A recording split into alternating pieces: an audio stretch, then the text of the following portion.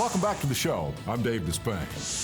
This week in MXGP, another sensational ride from Jeffrey Hurlings. His lead in the final moto, upwards of 45 seconds. Now that is about as long as Travis Pastrana's 250 Supercross career. Speaking of 45 seconds, it's head-to-head racing, 2 strokes, and the only race that makes the closest race in AMA Supercross history look like a blowout. It's Red Bull Straight Rhythm. I've been on 4 strokes pretty much since '85, so I'm excited to get back on a 2-stroke, and I've never just gone straight before, so it'll be fun. In my entire career, I have never raced 2 strokes, so we don't ever even get to ride them just for fun, so I'm really excited to be hopping on one and you know, let that beat sing a little bit. Red Bull Straight Rhythm, 2 strokes only and the closest racing in Supercross. Let's go live now to Pomona, California. Head-to-head battles on 2 strokes. This is what we wanted. Let's go racing in straight rhythm. Side by side, they're going nuts.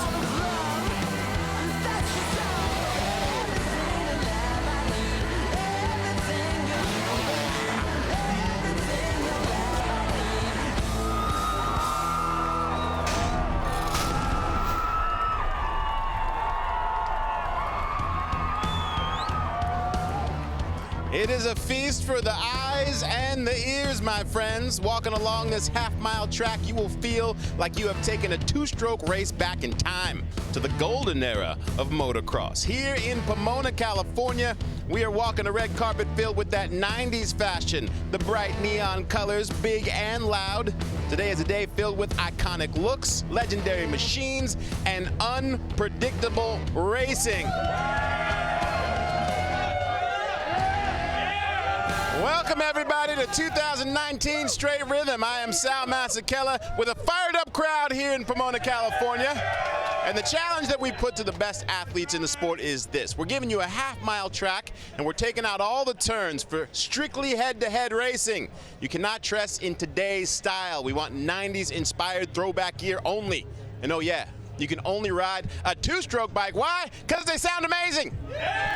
Many of these machines are seeing the light of day for the first time in years. They've been unearthed from dusty storage lockers. They've been purchased on the internet, and they have been painstakingly restored through equal parts creativity and love. And when you put all of this together, you have the most unique motocross event of the year. Bringing the 90s back. Hey, look at that. Boom. Oh! Got the whole deal. The track's so fun. Like, instantly was just having a blast out there. We're here, Red Bull Straight Rhythm for the first time. It's all new for me. Pretty fun. I mean, it's gnarly being on like a supercross course, you know? Tell you what, the Screaming Eagle, we got her dialed in, tuned in. I got the best sounding bike on the track, and it's about to be a fast. Well, I was feeling great till I cased that quad, and now I'm pretty sore. This thing, straight from 7th grade. It's not my everyday get up, but it might be from this point on. Loving it out here, man. Track's sick. Henny's already been talking crap. He said he's going to dethrone me. I hope we can try to make this happen tonight. I'm having a lot of fun out there. You know, but we're here to win, and we didn't come this far to give up. I have 0 2-stroke experience. I went straight from 85 to 250, so it's interesting. And with that, we welcome in the GOAT of 2 and 4 wheels, the one and only Travis Pastrana, back for the first time since 2014. And I think the question that I have and the crowd has is why? What inspired you to come back? Man, that's the question I've been having the last 2 days. I'm pretty sore, man, but I tell you what, I was on DMXS radio just talking, you know, about all things awesome in motorcycle world, and they said, hey, Tyler Bowers in the unit has been calling you out. He's got this amazing bike. He's full on built a 500. He's like, we need a 500cc race. Right. And when you heard that he was talking the smack, what did that do to you inside your soul? Inside my soul, I thought, I can do this. And dude, it's been so fun. Just getting out here and watching all the guys. Everyone's like, oh yeah, so I had to get the 2-stroke out of the, the garage, or I had to find parts on Craigslist. I'm like, dude, I never went 4-stroke. I don't know if I'm just never grew up or I'm just old. What's the difference for people at home when it comes to the 500cc? What makes it a little bit more interesting? You know, they said back when men were men and bikes were crap, you know, when guys like David Bailey and Rick Johnson and all these guys were riding the 500s, Jeff Stanton, but, you know, we've taken all the kind of newer parts, made this thing awesome. So it's even more powerful, if that's probably a bad thing, but it's so cool because I'm watching these guys, everyone on the 250 struggle to make this one huge triple, quad, triple section. Right, and you're like, I got Bowers this. and I have to say, Hanny is riding really good. Hanny did it first, but Bowers and I are also doing that section. All right, now Bowers actually texted our event director, and the quote is, should I take it easy on Travis Pastrana? How do you respond to that? Yeah, I told him I won't have the second flip if he's no. They caught me at a good time. I was like, no, man, I'm training. We're going to go out there and we're going to go hard. And that's the only reason you race, right? If I just wanted to play right, I could have gone. He could come over to my house. So you're not here for fun. You're here to win. I'm here to do a flip. And for people at home who think that they see two of you today, actually AJ Catanzaro is doing a little tribute to you in the 2001 version of you. Dude, he's you know, I think it was said best by Ken Roczen. He said he looks more like you do in 2001 than you do now. Dude, he's been doing one hand, no foot. I saw it. He came over the house, learned backflips, but I don't think he's quite ready to do a backflip in the run. But you know, I wasn't doing that in 2001 anyway. I watched the clip actually of him, and I thought, oh, he's going to kill Catanzaro at his house today.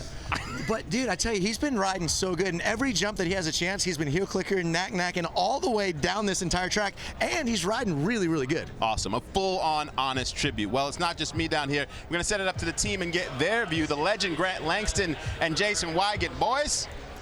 Well, thanks, Sal, and awesome to have Travis Pastrana back with that big 500cc machine like we saw in the original Straight Rhythm. Now, back then, that was a bit crazy because most of the riders were on 4 strokes, but now they're all on 2 strokes, and we saw from practice yesterday and then qualifying today, there is an adjustment period. It's the best riders in the world, but some of them look out of sorts adjusting to these old motorcycles. Well, we even saw the teams having to make adjustments with jetting, something they're not too familiar with. We even saw Mitch Payton out there helping the Honda boys with Ken Roczen's bike. So even the mechanics going, hey, this is a trip down memory lane, got to refresh my memory, but the bikes will change as the weather changes, but I tell you what, everyone trying to get the most out of it. Travis talking about that triple, quad, triple, that is a big time gainer. If he can nail that in his run, it's going to be huge. It almost looked like a freestyle run in its own right yesterday as riders tried to scope that out, and Ryan Villopoto came up almost a bike length short on that jump. Came up so short, and we're talking about some riders that are retired that are going bigger than anyone else because they're competitors and they want to win here at Straight Rhythm. Let's get to our DJI course preview and get a little more in-depth at exactly what the jump combinations on this track are going to be like. Ryan Sipes doing the honors, the generalist who can do a little bit of everything, including going fast at Straight Rhythm.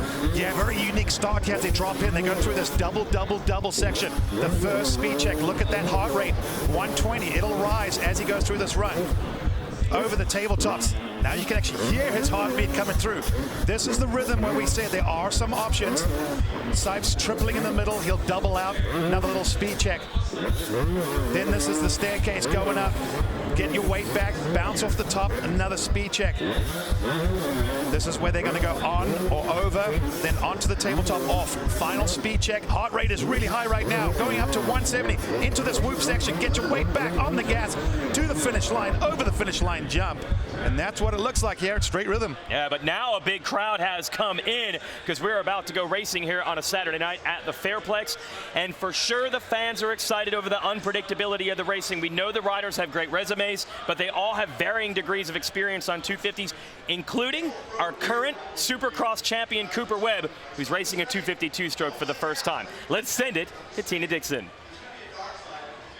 Yeah, guys, I'm with 2019 Supercross champ Cooper Webb. Congratulations on your season, first of all. Yeah, thank you so much. It was a great Supercross season, and man, we're looking to defend it next year. All right, but 2 strokes, completely different thing. What is your experience on a 2-stroke, and how often do you even get to ride it? Monday was my first time on a 252 stroke, so yeah, that's not much experience, but yeah, growing up, I actually raced a 4-stroke. I was, I guess, the new kid generation, so not any time, and yeah, it's awesome though to kind of get back and have some fun again, and you know, ride a 2-stroke for the first time was kind of a new challenge, made me a little nervous, and you know, you kind of like those feelings sometimes, those butterflies, so it's awesome, and this is my first ever time at Straight Rhythm, so you know, it's an experience.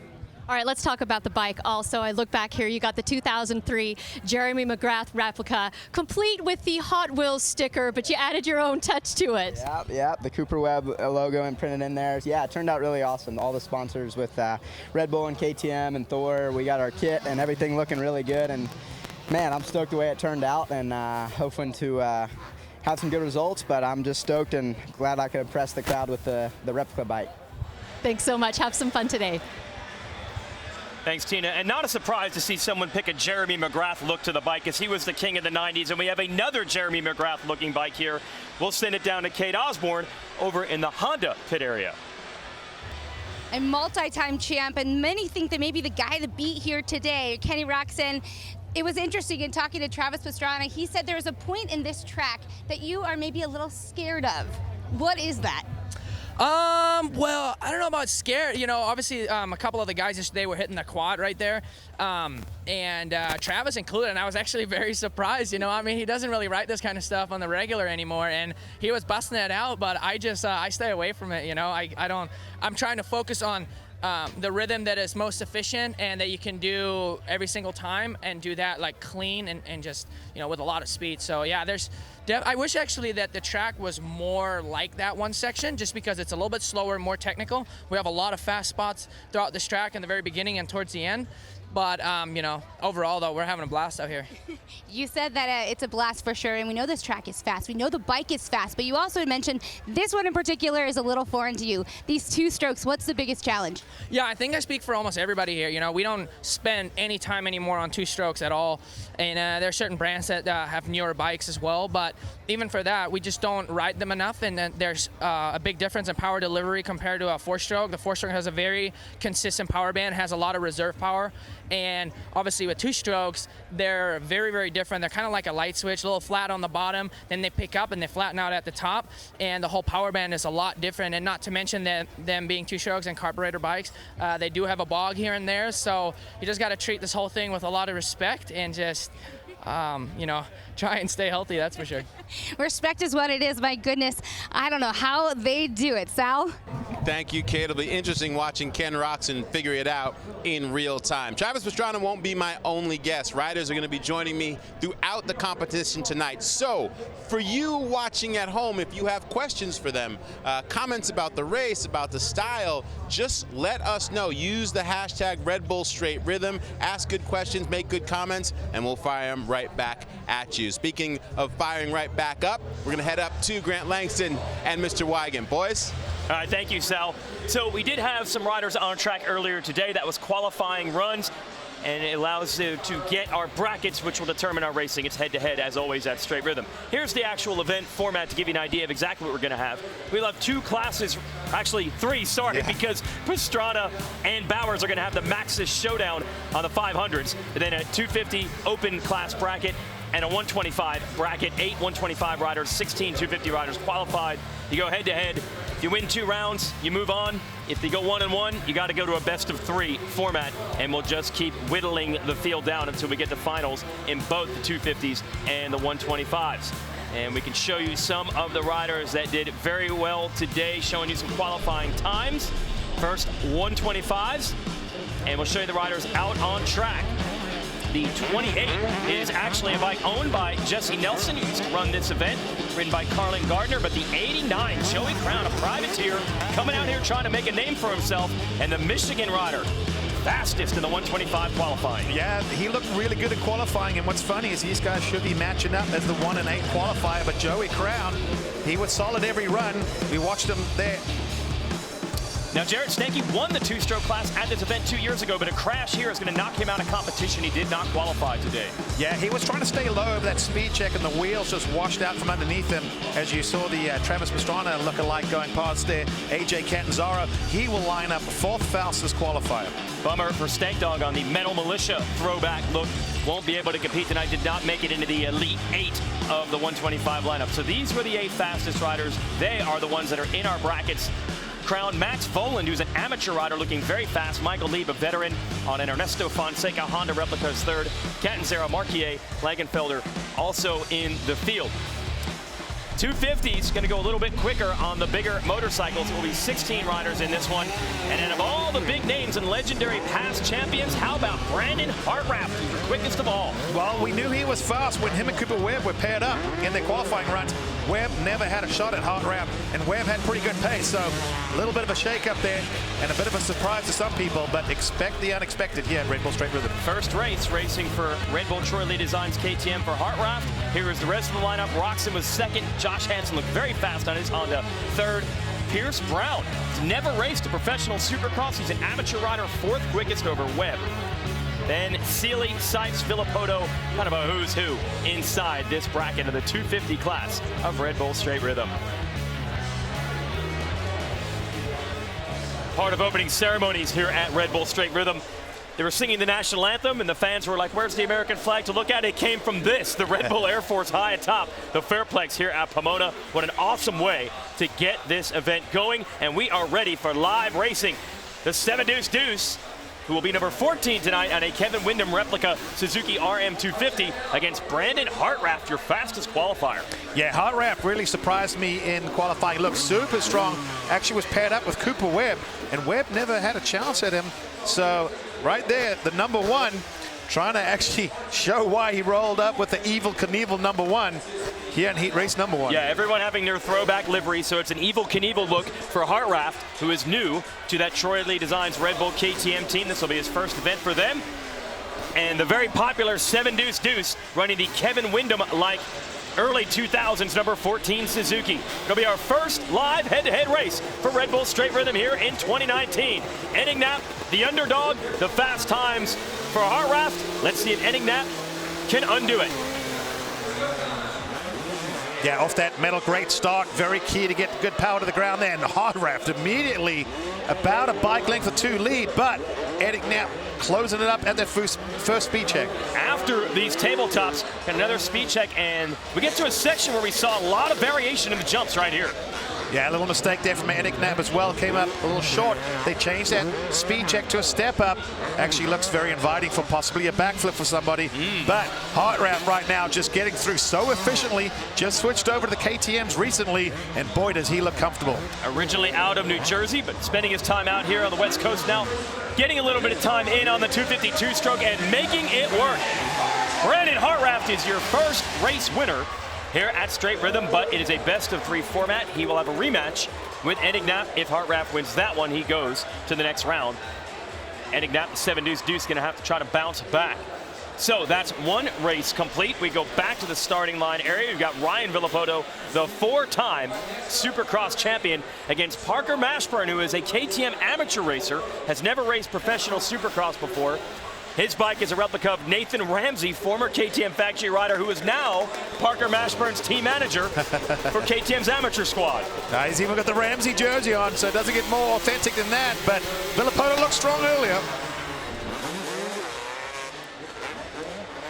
And Villopoto's bike, by the way, also fashioned after Jeremy McGrath. The early 2000s number 2 Yamaha is saying it's Villolite sponsored, but Parker Mashburn putting it to Villopoto right now. Yeah, just a little bit ahead there. You see that little step up now, but watch Villopoto. Soaks that up well. This is that rhythm section that he injured his chest on yesterday. Gets through clean, not quadding it like he was trying to do, but the triple through there makes it work. They are close. Parker Mashburn giving Villopoto all he can handle right now. About a half bike length lead, but now Villopoto fights back. We're headed to the whoop section in front of the grandstand. Final speed check. Can Villopoto come through? He's going to drive. It's going to be close. Whoa! Villopoto had the speed in the whoops, but not enough. He made up about half the distance he needed to, and an upset already. Villopoto had the faster qualifying times, but Mashburn wins the first of the 3 runs. Yeah, I think Villopoto could clean that up and run number 2. 1 or 2 little mistakes there. Strong in the whoops. Villopoto, unbelievable. Shows you why he's a 4-time champ. I'm telling you, he'll fix that for next time. And Ronnie Mack, who was in the finals of the 2-stroke division 2 years ago, is back with a vengeance against Pierce Brown, who, like Parker Mashburn, is yet to race a professional supercross, but Brown in the amateur ranks is known for one thing, raw speed, and he showed it in qualifying, 4th quickest. Let's see how he goes up against Ronnie Mack. And you see, by the way, the number 15, that is a tribute to Ricky Fowler, the very famous PGA golf pro and motocross enthusiast. When he raced motocross, he was number 15, so he has the Ricky Fowler look, and it is a great battle between he and Ronnie Mack. Ronnie Mack just airs it out of that step-up check there, and I don't know if that hurt him a little bit, got a lot of airtime, but he got through that. He was struggling a little bit in that rhythm earlier, but still a little down. I don't believe that there's a whole lot of supercross experience at all for Pierce Brown. Oh, and a big case for Mack, and that's going to allow Brown to pull away. Yeah, Ronnie Mack made a mistake there. That could have gotten ugly. I think that gave him a bit of a scare. He's going to surrender this one, but good job to Brown just keeping that one solid from the beginning. Incredible what Pierce Brown has done as soon as he got out on the track even yesterday and then continued this morning in qualifying on that Ricky Fowler tribute machine. He is rolling the young rider out of Utah, and we will show you what happened to Ronnie Mack here. Yeah, this is after this little speed check. Watch when they come in this roller. A Mack mistake, almost a big mistake right there. You see the front end drop, and on those tabletops, you want to keep the bike level. See how flat Brown will be when he lands on there. See Ronnie Mack got that kick, scared him, had a board, and that cost him the run. Rumors that Ronnie Mack was actually doing some training, believe it or not, for this event, which is certainly not his specialty. He'll be back in another run against Brown, but next up it is Alex Ray on the number 61 Suzuki, and then Cooper Webb on that Jeremy McGrath replica machine that we saw earlier, your current Supercross champ. But Webb hurt his knee at Unadilla Motocross back in August, had not gotten back on a motorcycle until this week. So he's learning as he goes up against Ray. And Cooper Webb also mentioning he was probably one of the newer kids that spent less time on a two-stroke. So this going back to the basics for him. And Alex Ray giving him a good run early. Ray trying to keep up with your current Supercross champ. Now about a 1 bike length lead for Webb. But Ray is right there. Yeah, this is that section where you can make or lose a fair bit of time. And you see Alex Ray stays close to the ground, gets the power back there. I think he gained about a half a bike length, but Cooper Webb still has this at the moment. This is the best I've seen Ray on this track. He has stepped up his game in the race. He's going to send it. That is his trademark. He's right there on the rear tire of Cooper Webb. But here come the whoops. Ray closed the gap. Ooh, Webb was very close to that white line. Yeah, Webb did drift over a little bit. He lost a little drive, a little wheel spin there. And you're right, Ray got really close there. And I know he's going to keep that in the back of his mind, knowing that if he's off that last speed check within a bike length, he's still got a chance. And the white line is critical because if you do run over that, you are disqualified from the run. And they talked to the riders in the riders meeting this morning. They noticed a lot of them going over it in practice yesterday and said, we know you guys want to scrub it hard over these jumps, but you got to keep the bike in line enough to not cross the white line. We're into our second run of races. It'll be Enticknap against Hartranft. Again, Enticknap on the Kevin Windham look, number 14, and Hartranft, your fastest qualifier in the Evel Knievel getup on the Troy Lee Designs KTM. Yeah, this is going to be pivotal for Enticknap to get out early. He lost too much ground the early one. To see flatlands again there, and that just cost him every time. Hartranft pulling a bike length or two just in that opening couple jumps. Very impressive what Hartranft has done throughout this weekend, and he is showing it is no fluke. He has the pace and landing every jump perfectly in the backside. He's almost like, he's even got the stature of old school Travis Pastrana, but in 2019. So call him the modern day Travis Pastrana, using that body, just collapsing in the bike, getting the power to the ground. You see that? Now through the whoops, once again, he's got that stature that lets him get back and just let that 250 KTM eat through there. We've discovered some sort of hidden talent here for Brandon Hartranft. A two-stroke and straight rhythm seems to be a skill that obviously is lending itself to him. Uncontested there, and he will go on to the next round. Enticknap, 7 deuce has been eliminated 2-0 in the first 250 round. And there's Ronnie Mack getting ready to go back to the line. Next up, it'll be Mashburn against Villopoto. So quickly, Villopoto's backs up against the wall. If he loses this one, he is eliminated. Didn't have a chance to ask the riders today on which lane they thought was better. A lot of times riders tend to favor one side or the other. Even if it's not faster, they feel more comfortable. Maybe for Villopoto, hopefully for him, his sake, the left lane suits him more. Well, in his full-time racing days, he was known as one of the best under pressure. We'll see how he responds now. He's in a must-win situation. Straight off the gate there. Oh, still a little bit behind Mashburn. Villopoto coming back, though. Now he's evened up. Into the tabletops we go. side by side. Oh, great drive from Villopoto. Really kept it low and flat over there. Gets the power to the ground again, and I think he might have the edge. Who's got a different rhythm through these tables and through the jumps? It's identical. Halfway through this run, pick a favorite right now. They are absolutely side by side. They come over that speed check. Now the rhythm here, there's not a lot of difference. They do the same thing. Who's going to do it cleaner? It could come down to the whoops.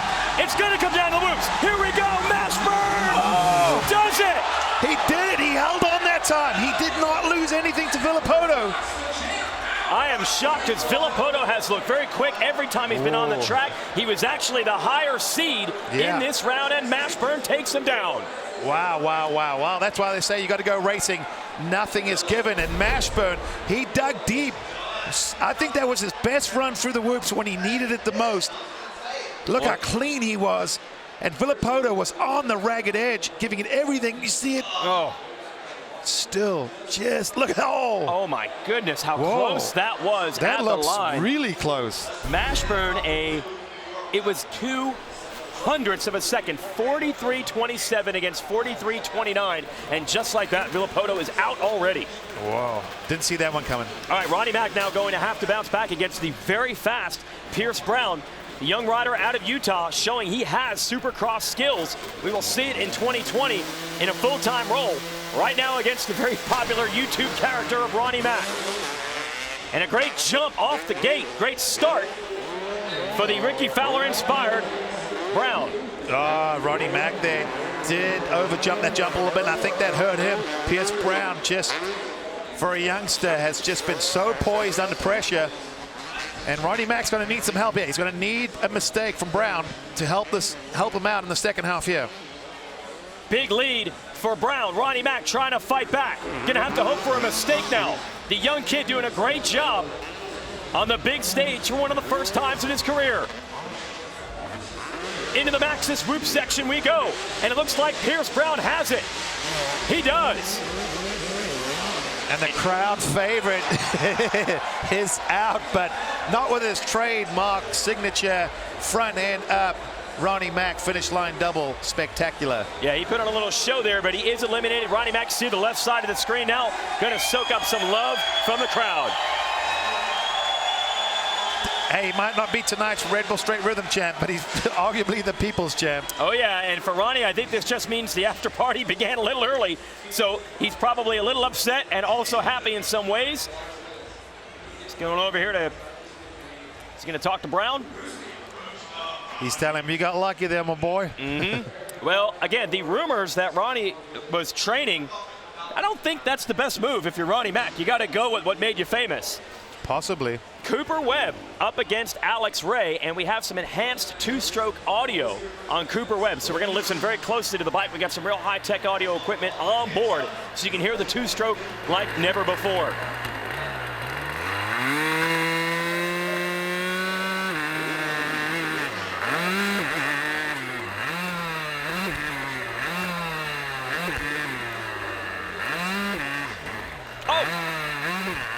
Coming up a little short or long in that valley there, and that's allowing Ray to stay right with Webb. Yeah, Webb a little straight of that jump. You saw Alex just getting a little sideways there, but there through the rhythm, loses it. You see, has to single out. That hurt him, and he needs this one because Webb leads 1-0 at the moment. Webb flying over that hydrogen dragonback, brought the front end up very high, able to recover, and now headed toward the final speed check and the whoops. Looks like Cooper Webb is set to go on to the next round. Good run for Webb. A-Ray, as always, sent it, kept him honest early. Second half of the course belongs to Webb, and the current Supercross champion is moving on. And by the way, we just want to mention last year's Supercross champ, Jason Anderson, did plan on competing in the event. He did ride yesterday in practice. Didn't feel comfortable on the motorcycle. Just elected not to race. Jason Anderson probably didn't feel comfortable because just spent the last month racing in sand on a 450 in Europe. From one extreme to the other. Absolutely. So maybe we'll get Anderson back in this event next year. So one side of the bracket is complete. Hartranft eliminates Enticknap. Mashburn eliminates Villopoto. Brown eliminates Mack. Cooper Webb eliminates Alex Ray. So it'll be Hartranft, Mashburn, Brown, Webb going to the next round as you look at our Thor bracket. And the upset special in that first run belonged to Parker Mashburn. Let's send it down to Tina. So Parker taking out Ryan Villopoto. Just give us your thoughts on that. I always looked up to him as a kid. So, to even be racing him is crazy. And to even, beat him is even bigger, so I'm stoked. What does this do for your confidence moving forward? Obviously a huge boost of confidence. Just try to carry that into the next moto. Way to go on that first race, guys. Well, the original concept of straight rhythm is when you make the racing very short and you take away the turns, it can lead to upset winners. And that's exactly what happened. Villopoto, the faster qualifier of the two, but Mashburn beats him in both runs, and it just proves that anything can happen tonight. It's Red Bull Straight Rhythm. Stay with us. Check out the Motor Channel on Red Bull TV. Motorsports at its finest, all over the globe. Download the Red Bull TV app for free. And sign in to watch all of our content offline. Download the app now. It's time to get dirty. The World Rally Championship from Wales, Great Britain, on Red Bull TV.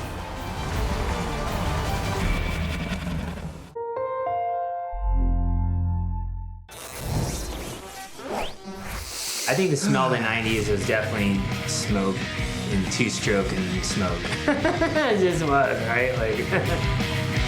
One of the most distinct things of motocross is that you could close your eyes and even put your fingers in your ears and you'd still know you're at a motocross track. You don't even need to look at the track because you can smell it.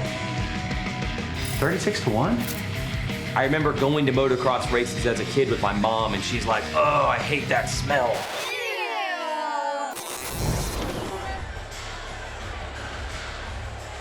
Nothing like the smell of the two-stroke engine, and here at Pomona, it's filling the air in a lovely manner. Big crowds coming out for this 2019 Straight Rhythm. And joining me now is the big man, Tyler Bowers, in this Maxxis 500cc showdown with the one and only Travis Pastrana. And Tyler, you wasted no time.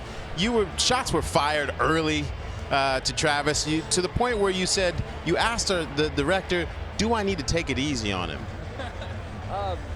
With Travis, I really wanted to get him out here. I had my KX 500, the unit. I built it last year. Was supposed to race last year. Unfortunately, got injured before. And everybody was complaining last year that I had doubled the engine, but they forget that I had a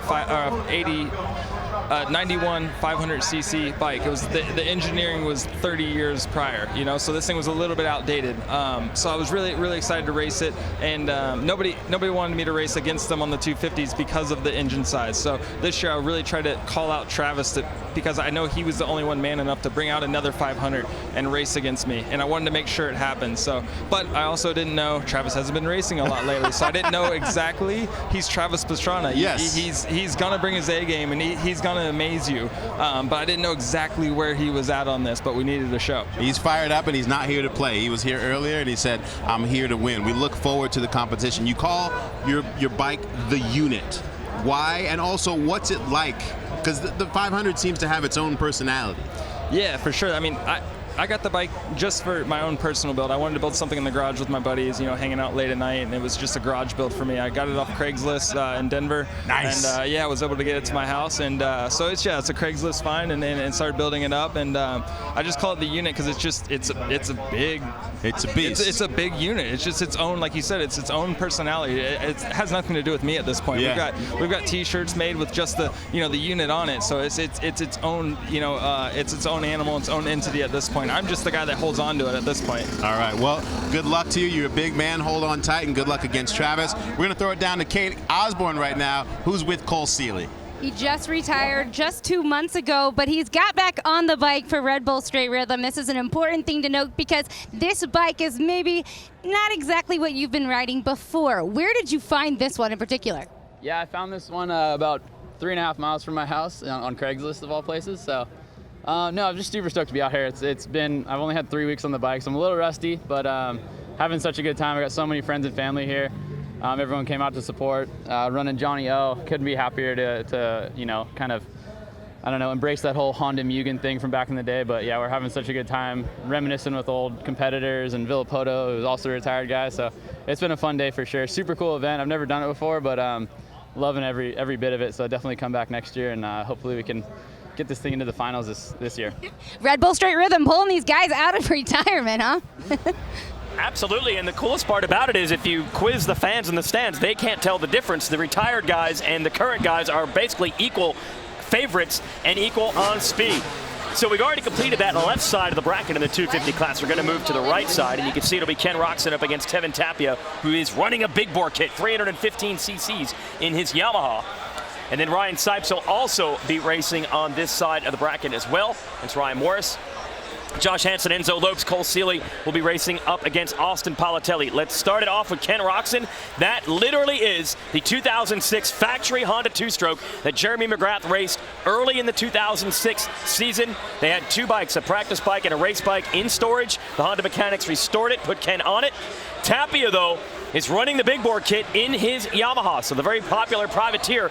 It's got a little displacement advantage. Let's see how it works here in their first run. Oh, you saw him actually jump a little bit on the gate there, trying to predict when the gate was going to drop, and that, I think, hurt him a little bit straight out of the block. As you see, Ken Roczen has the lead.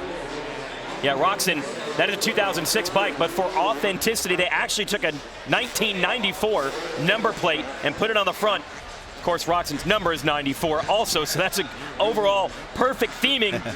And he's happy to ride that bike, although he did say he jumped back on a 450 one day this week, and then when he got back on the two-stroke, he said he felt really out of sorts, so he doesn't know exactly how he's going to fare, but he sure looks good right now. Well, I was going to say, each time he makes a run, he's going to feel a little more comfortable getting that bike dialed in. Wow, his whoop speed was phenomenal. We can see that in front of our booth here, and Tapia is probably watching that going, wow, I'm going to have to dig deep in this next one and hope for a little bit of luck. Might need even more CCs in that Yamaha to keep up with Roczen, who has looked incredible every time he's been on the track. And there's some respect from Roczen to Tapia there. And bench racing as well, which is a big part of this race. Really cool when you see the riders out on track all comparing notes, even though they're competitors, saying, I'm trying this. Do you think you can jump that? Next up will be Ryan Morais. Former racer, now R&D and test rider for KTM, but he can definitely still go quick. And then Ryan Sipes, Mr. Everything. Yeah. He's won a flat track race this year, a hill climb this year, a sprint enduro off-road race, and he has been very fast in straight rhythm in past years. Well, it also wouldn't be Red Bull Straight Rhythm without a Ryan-to-Ryan head-to-head race.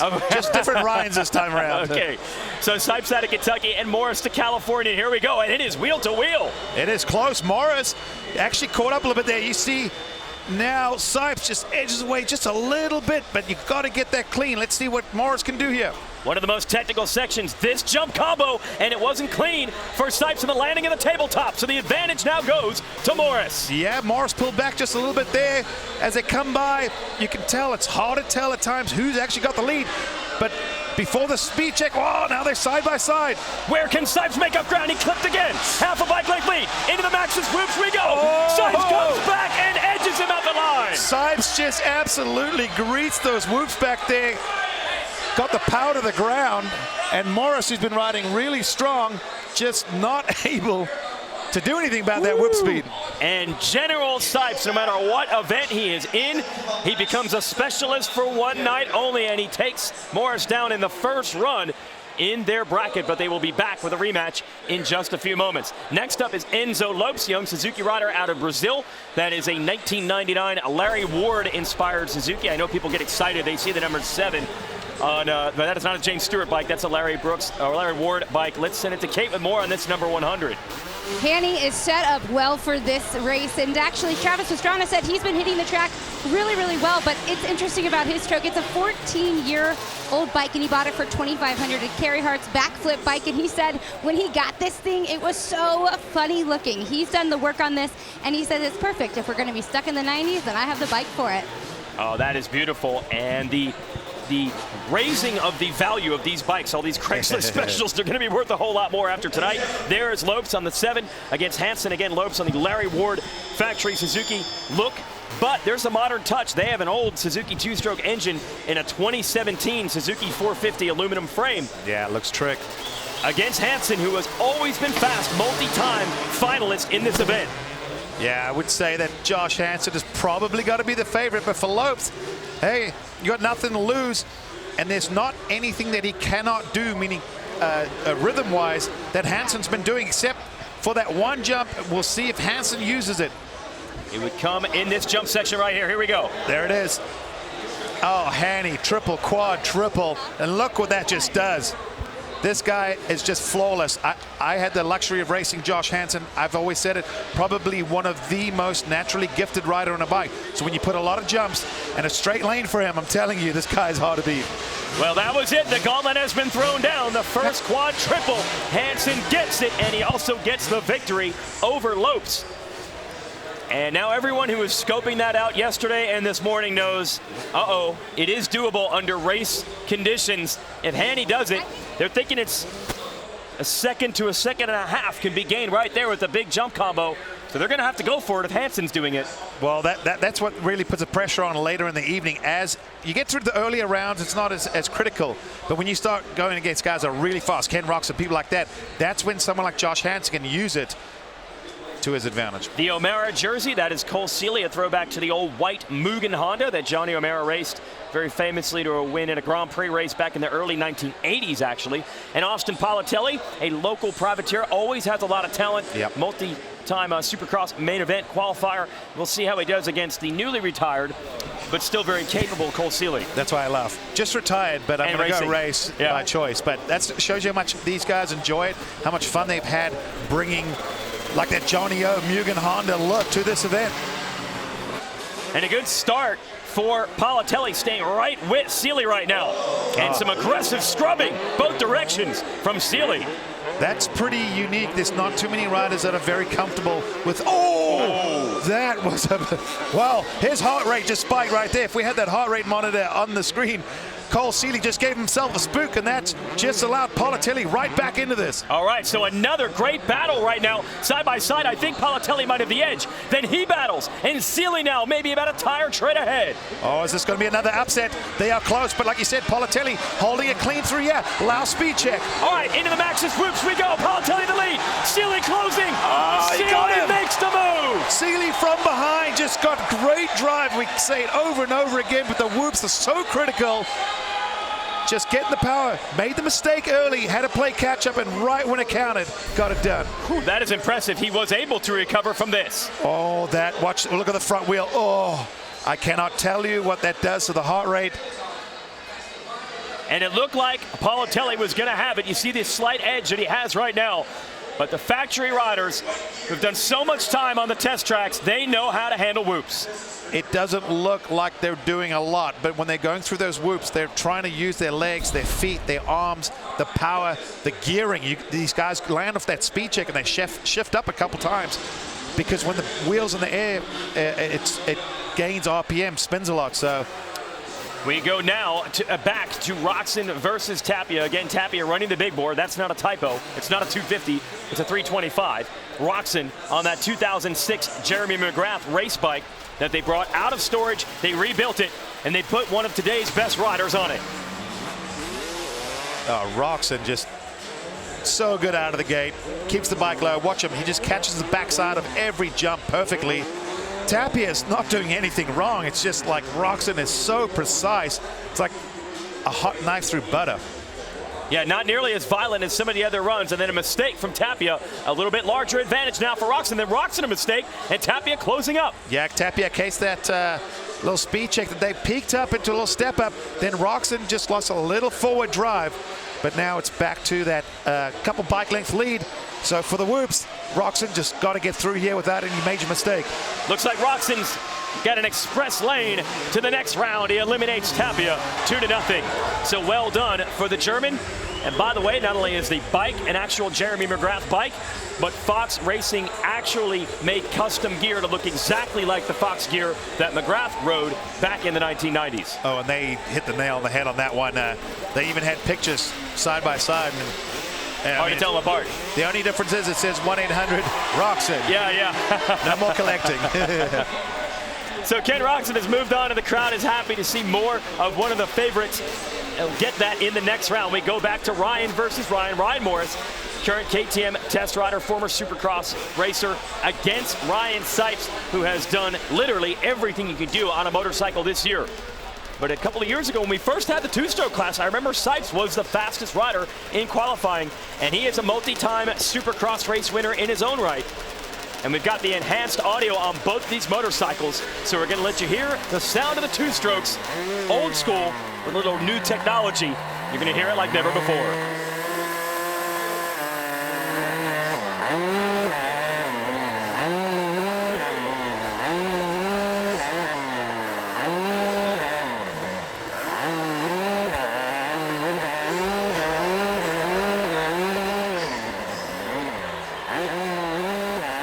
Slight lead for Sipes right now into this very technical jump section, and Morais using it to his advantage. Oh, mistake for Sipes there, and this has put Morais right back in the game.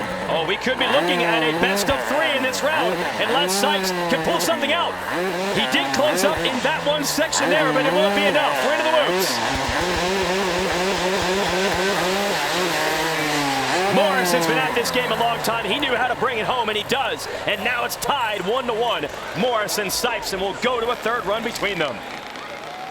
Yeah, we'll probably see more of these third round matchups as we get deeper into the show. Here's going to show you the mistake that Sipes makes. He gets a little kick there, and he lands a little long, and then it throws off his timing, and he cases that jump, meaning he comes up short, loses all his forward momentum, and that was enough to give Morais the lead he needed to hold on to the end.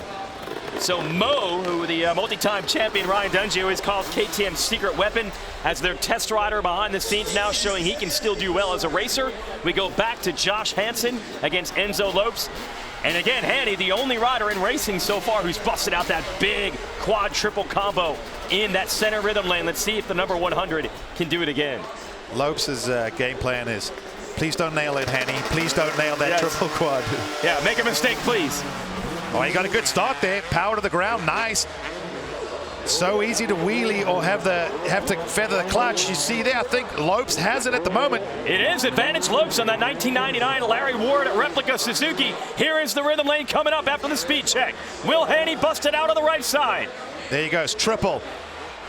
Triple, triple. They call it a quad because it's a tabletop. You can land on it or over it. You can count that as 2. And he used it to pull the lead on Lopes, who did have the edge on the first couple of 100 feet. But this is where Hanny excels. He's laid the gauntlet down.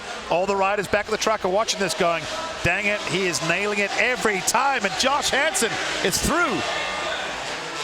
Lil Hanny, as they call him, is going on to the next round. Of course, his dad, a legend, the 1982 Supercross champ, Donnie Hansen. Got to be proud of his boy tonight.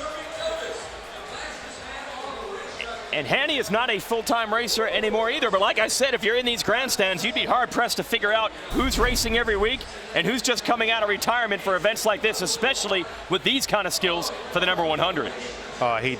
He makes everything look effortless. You know, everything that most riders try and train and work so hard for, it just seems to happen for him. And Josh Hansen's getting up there in age. I mean, in this sport, in your latter 30s, you're an old guy, still looks like a kid on a motorcycle. Next up will be Seely against Politelli, and it was close. Politelli actually had an edge right down to the end, but Seely was able to pass him in those Maxxis whoops right at the finish. So Politelli knows if he can clean those whoops up, he might be able to force a third run. Knowing what you have to try and do and actually doing it are two entirely different things. It's hard to do mid-session, but you just never know.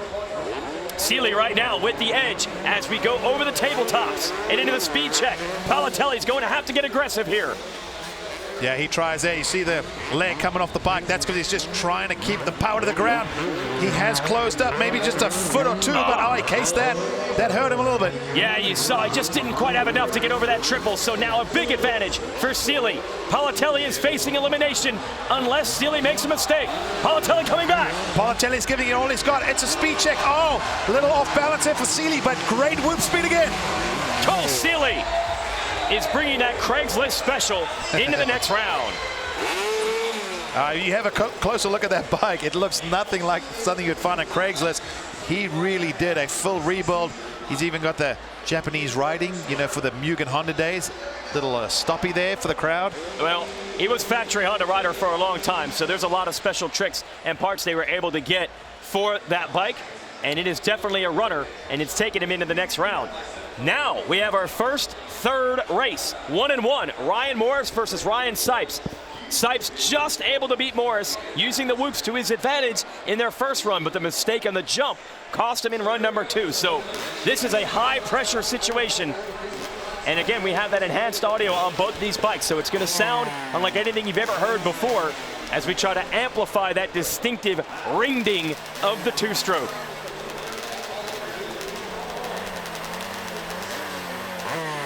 Well, this is a winner-take-all. Here we go.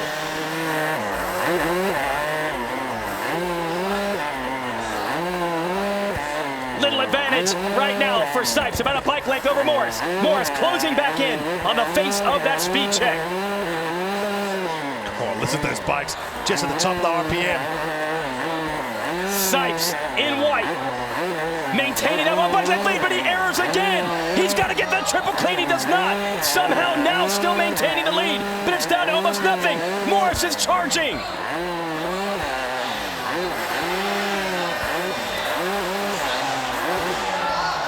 Sipes gets it back. Here come the whoops. Sipes gets it done. Wow, that was good racing. Yeah, there was not a lot in it. That was a little bit of a back and forth there for a while, but Sipes just really cleaned that last section. And unfortunately for Morais, you see Sipes had the edge, got the power down really quick, and he's just been so good in the whoops. Morais was good as well, but you see the bike just bouncing around a little more. It is incredible that Sipes, who is far from a full-time supercross racer these days, was able to excel in the whoops, which is one of the most technical parts of supercross racing and riding, but he gets the job done. Let's send it down to Tina Dixon. Yeah, well, let's talk about those races. You won one, then you had problems on the second one. You came back, though. Yeah, I actually had problems in the second and the third one and let Mo get back in it. And it came down to the whoops. I just decided not to lose in those. I was like, you can hit these whoops wide open. I know you can, so I just did it. What is it about this event that keeps bringing you back? It's just cool. It's so different. It's, you know, it was different when it was 4 strokes. Now that it's 2 strokes, it's like, yeah, I'm coming every time. All these bikes are so cool, and a lot of good riders, like better and better riders keep showing up. So I'll keep coming as long as they'll have me. Yeah, it's getting more and more competitive. Thanks, Ryan. The veteran out of Kentucky going into the next round on that throwback look. KTM's used to be white. Nowadays they're orange. So, of course, as we pay tribute to the 90s, they give some of the old school colors on the Ryan Sipes machine. And Sipes machine, I'm just being blunt, makes the early 90s KTM look a lot better than they actually did. The purple and orange didn't look that good that did. When I saw him earlier, I'm like, wow, it is 90s look, but a lot better. Yeah, they were a little hot on purple back in the mid-90s for sure. So our 250 first round is done. We'll have a 125 class coming up next, and we had a chance to talk to some of these 125 riders on some of those distinctive colors and 1990s fashion.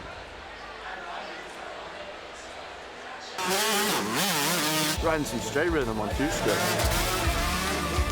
That's 90s all the way. 2 years ago winning it, last year crashing out. We're going for the W again. Go out, throw whips, blitz some whoops as fast as we can, wide open. Let these 125s scream. That's just the name of the game. We're here at Straight Rhythms. There ain't no corner, so hopefully I'll be able to beat Ricky and Grant Langston back there. Some of the on-offs are pretty tough on a 125, but besides that, it's good. It's going to be really tight racing for sure.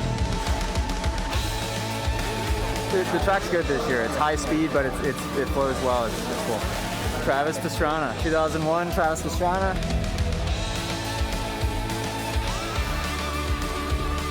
Favorite part of Red Bull Straight Rhythm is definitely going in a straight line. The gator wall is huge. It's something different that you really never experience, so it's a good time.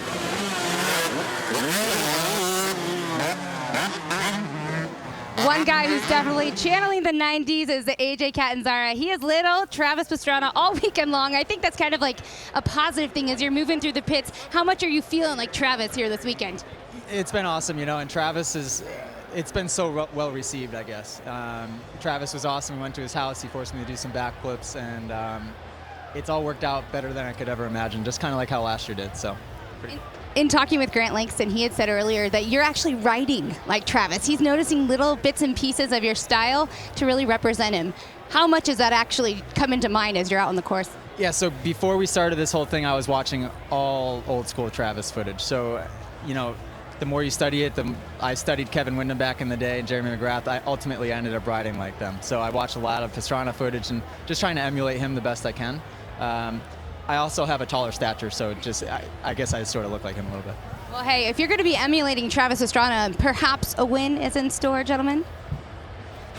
So the Travis Pastrana look is in to our 125 bracket because Catanzaro rode very well in qualifying. I got some bad news for you, though, GL. Jerry Robin on the Grant Langston replica didn't make it in. He was the next rider to not qualify. He was ninth fastest. Sorry, bro. Yeah, well, he still would have done better than I would have. So. Okay, all right.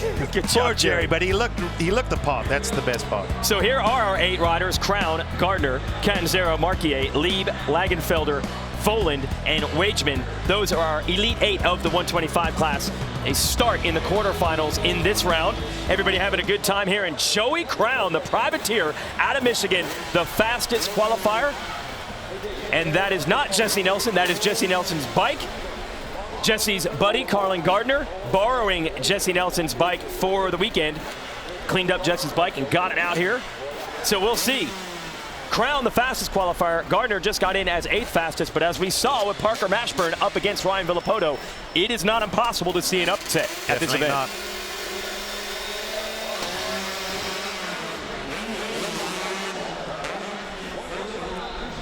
Little advantage right now, I believe, actually, for Gardner on that number 28.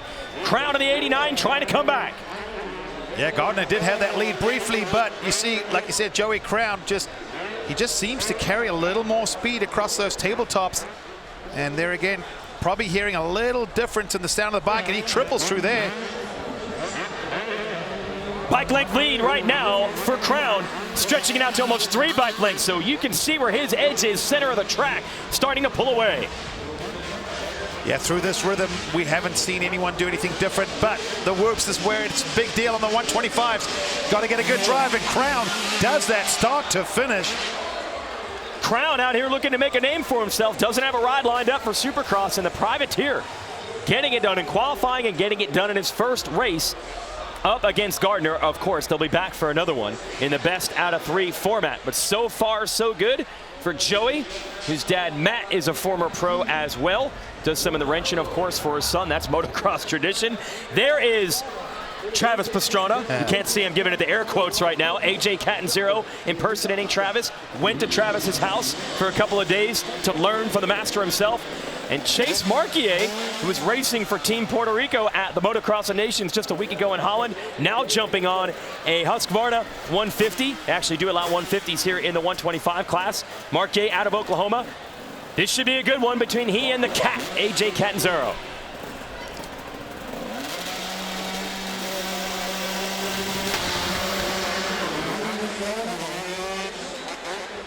Into the first set of jumps we go. You can call it right now. Almost impossible to pick who's in the lead. Speed check. Little mistake by Marquier, but I also think he might have a small lead. It's so tough to tell there. Catanzaro alongside, right there, gets over. How does this work out? He triples through there, then doubles at the end. That gives him what? A bike length lead now. That's changed it just a bit.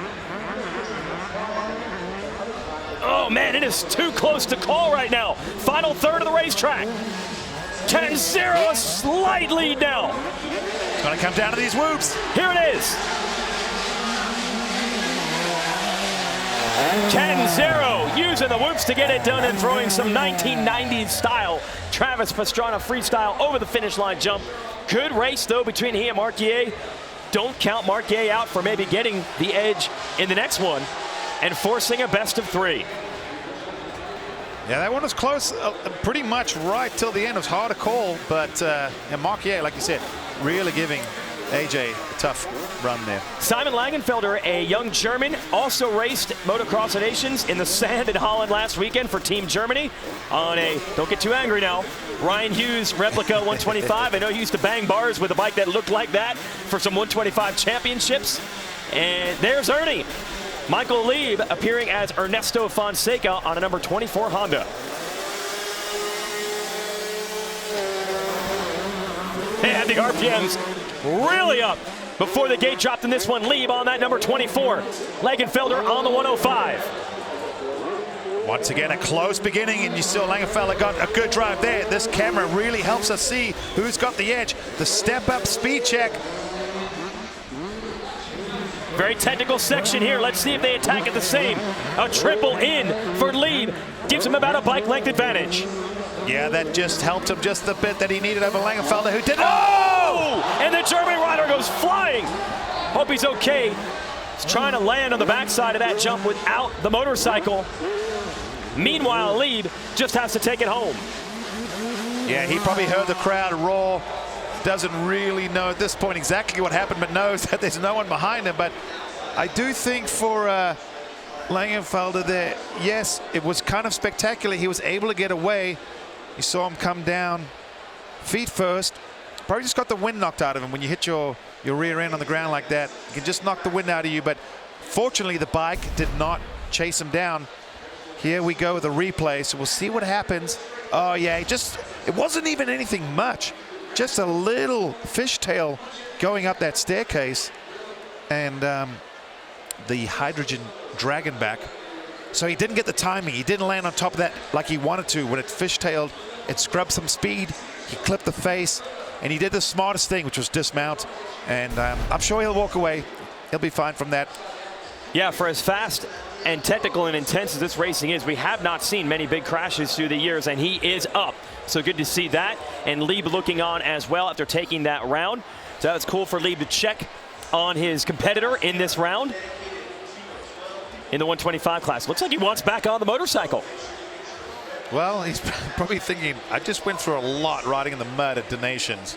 This tip over is not going to keep me out for the rest of the night. But also have to see what the bike looks like, the way it hit the ground. Maybe the front end's a little twisted. So real story building up here with Maximus Vohland, who is still an amateur rider. In fact, just now getting on the full-size bikes. He is the son of Talon Vohland, former Supercross and Motocross race winner. But you would not know that Max Vohland is new to racing big bikes and doesn't have much experience in Supercross, because he looked incredible in qualifying on the 711 here, which is a tribute actually to his dad, who ran number 711. Yeah, exactly. And said it yesterday, but I said I think Max Vohland's going to raise some eyes tonight, because for a youngster, people don't really, I mean, a lot of people that follow amateur motocross know exactly who he is, but on a professional scale, people look at him as the underdog, but he has just been so flawless, clean, smooth. I mean, unbelievable for a youngster. Usually they're a little wild and erratic and make mistakes, but they look cool. He looks so polished. And Wageman over in the other lane, the 141, is actually a multi-generation racer as well. Whole lot of Wagemans have come through the ranks through the years. He and his brother both raced professionally, and he was very quick in qualifying. So let's see if he can put it to the very young Max Vohland, just 16 years old. And I think they're just waiting to make sure that Lagenfelder's okay. And now they're about to get locked and loaded up in the starting gates for Red Bull Straight Rhythm on the 125s. And even though the Vohland family, both his dad and his uncle, Tyson and Talon, are both professional racers, you talk to Talon, Max Vohland's dad, they kind of kept dirt bikes from him at his young age. They did a lot of BMX racing, and they think in an event like that, that BMX experience could come in handy. Well, they're glad the gate dropped, because it was getting real smoky in that shed there while they're warming up the bikes. And immediately Vohland out front. Still, that wasn't the cleanest we've seen him through there. A little high and a little long. Wow, but putting the power down and quickly pulling back away. Let's see if Wageman can fight back. He does. He was a little lower over that speed check to cut the distance in half. Oh, but a little better job by Vohland in that technical jump section. Yeah, if you leave that single coming out, it loses you about a bike length. So now for Vohland, this section, you just got to keep it clean, nothing spectacular, on, off, stay low of this jump, hit the whoops clean. Maximus Vohland has Wageman covered, and he wins the first run between them in the quarterfinals of the 125s. But you're right, we saw better stuff out of Vohland in his qualifying and practice runs, so maybe there's something he can gain in the next run if he keeps a little bit cleaner. Yeah, I still think there's room for improvement right there. Well, we say lap time, but he was a 45.71, so out of all the qualifiers, just a little off. Crown was a 44.3, he was the quickest. Leib 45.07, Catanzaro 45.13, Vohland 45.7. Back to Crown versus Gardner. Crown, your fast qualifier, and he won the first round between he and Gardner. So we'll go to the second run. Gardner will be eliminated if he does not beat Crown in this one. There's the Jesse Nelson bike. That actually isn't a replica. Jesse Nelson owns that two-stroke, got it as a gift from the Troy Lee Designs KTM team after winning some supercross races. And he gave it to his buddy Carlin. Jesse's on hand here cheering him on.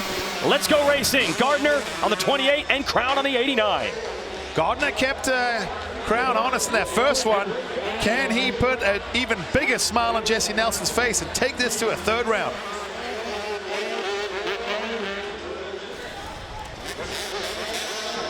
Crown about a 2-bike length lead into the jumps. Off and on the tables. Crown just able to get that triple. That was key. Gardner still keeping him honest. Any little bobble could change this effect. He has a rhythm section where they're all going either over, but it all works out. Either over, on, off, or on, off, over. The whoops is where it comes down to. And it looks like Crown is moving on to the semifinals of the 125. So Joey Crown. Oh, and Gardner, spectacular ending. It was a little, we didn't get that on camera right there, but we're fortunate enough to cheat. I saw the little Brian Deegan-esque from the 90s. Ghost ride? Like Ghost Ride, flip the bike out for the finish line. All right. Jesse's like, man, we got to go straighten up those bars now. And the Crown crew is happy. We saw them right before we came up to the booth. They were definitely in a good mood over there because of the fast qualifying times. And they take a long trek. Leib, by the way, will not have to race because Lagenfelder will not come back to race again after that crash. Hope the young German rider is okay. But Leib will gain an automatic advancement. So now we're going to go to AJ Catanzaro up against Chase Marquier. Catanzaro got the win against him the first time. It was a close one, though. Marquier going to try to come back. We do have the enhanced audio on Catanzaro's Travis Pastrana replica, number 199. And what you were impressed at, not just that the gear looks like Pastrana and the bike looks like Pastrana, but the riding style as well. Oh, yeah. Everything.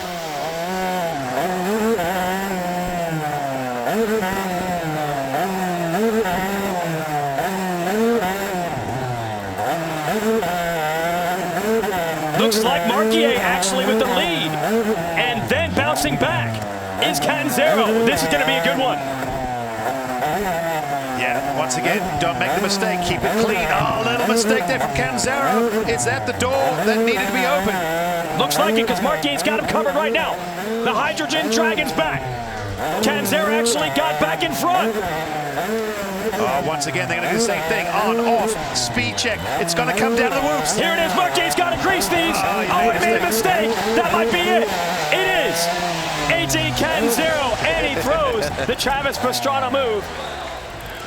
Even his knack-knack looks like Travis. Pastrana, Come on, yes. Now we know, by the way, the knack-knack invented by Jeremy McGrath, but you can't invent a freestyle trick and not expect Travis Pastrana to copy it and master it, and then Catanzaro mastering it to look like Pastrana. There's the mistake from Marquier. He just tried to stay so low, and the rear wheel just broke loose a little more than he would have liked.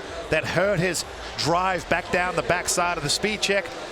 Didn't give him a chance back in the whoops, but Catanzaro, he moves on. He's a typical Travis. Yeah, throwing a trick on every single opportunity, and he's making Travis proud. And that was one of the most popular looks and liveries in motocross history because when Travis Pastrana first hit the scene, it was a sensation. There we go. But he had to race you, so you know what that was like against that kind of crowd support. Oh, yeah, Travis Pastrana, I learned very quickly, do not mess with America's hero because you will not be the popular one in the group.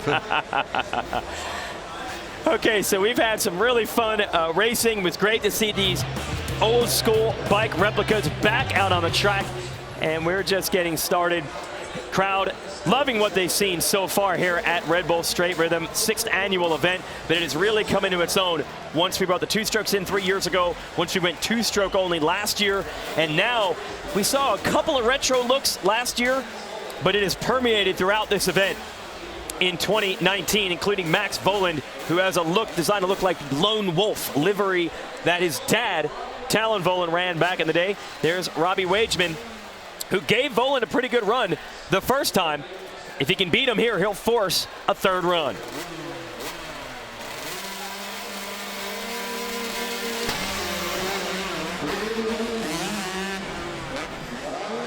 Good start for Vohland in the 7-11. Big scrub and an overjump, though. And that allows Wageman to pull up next to him.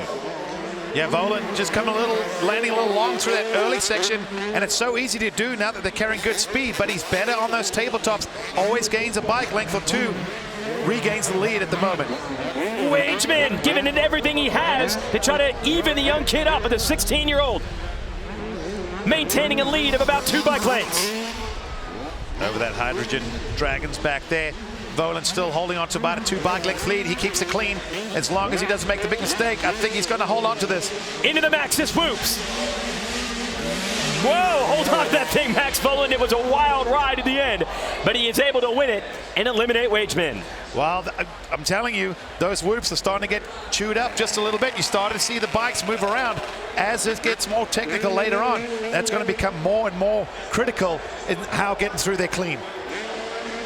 So Max Vohland, one of the favorites in the 125 division, is moving on. And we'll have more good racing because the brackets are beginning to tighten here at Red Bull Straight Rhythm.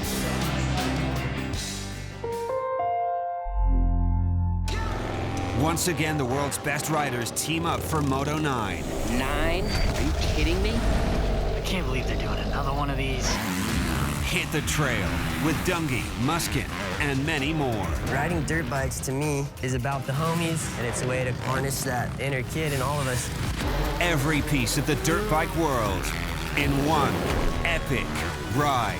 Moto 9, the movie, now available on Red Bull TV.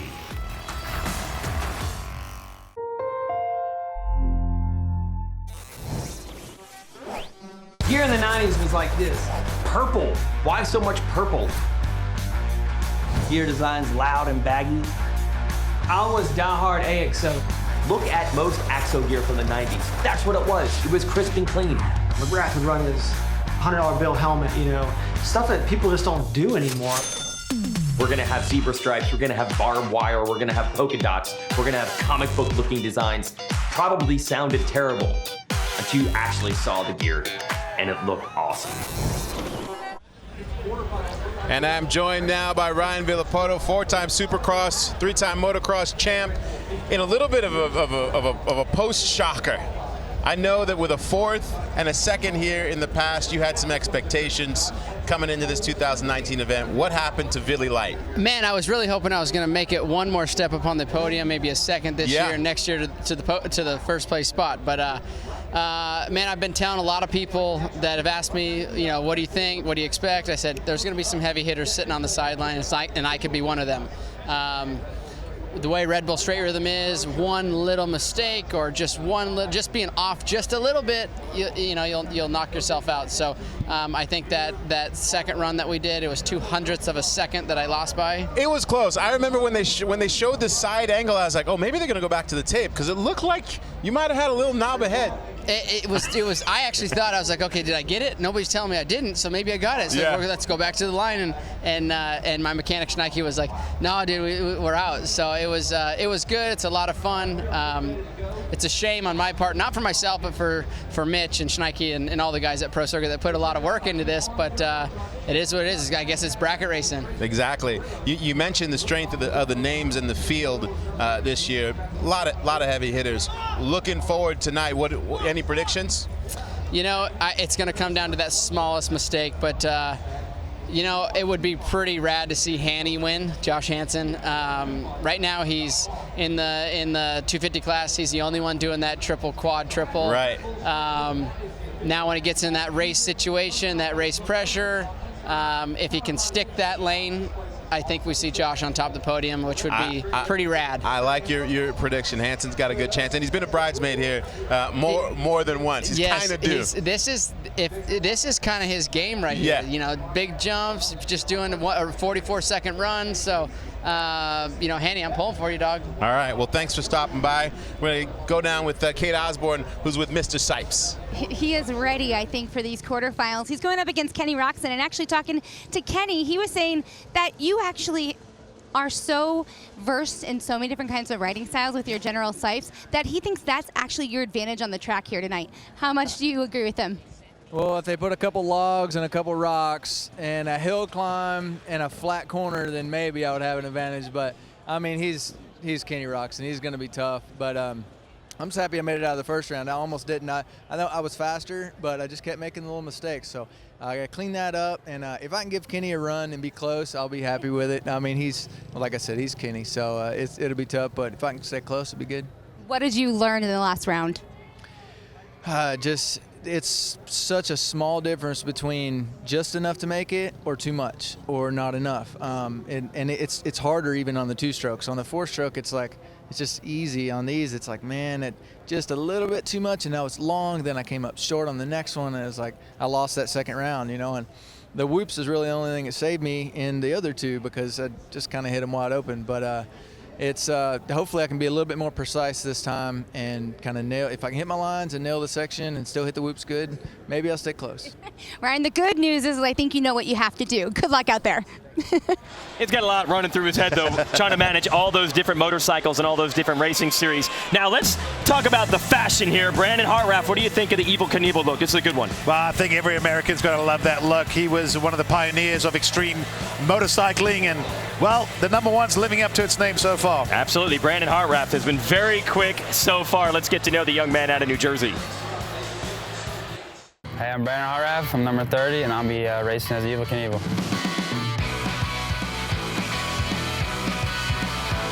I've never ridden a 2v2-stroke until last Friday. It's a handful, let me tell you. That's what I'm looking forward to, honestly, the sound, the smell, and just a good time.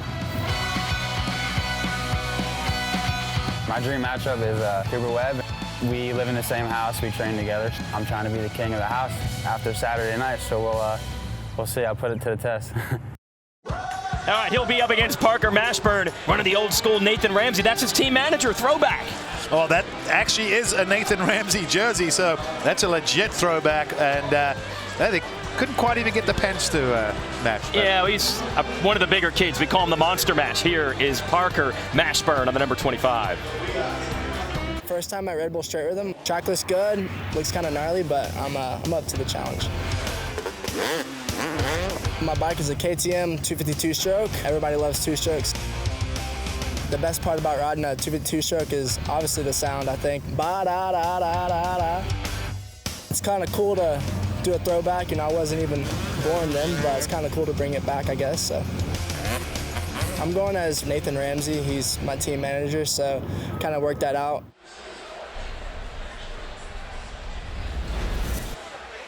So let's go racing.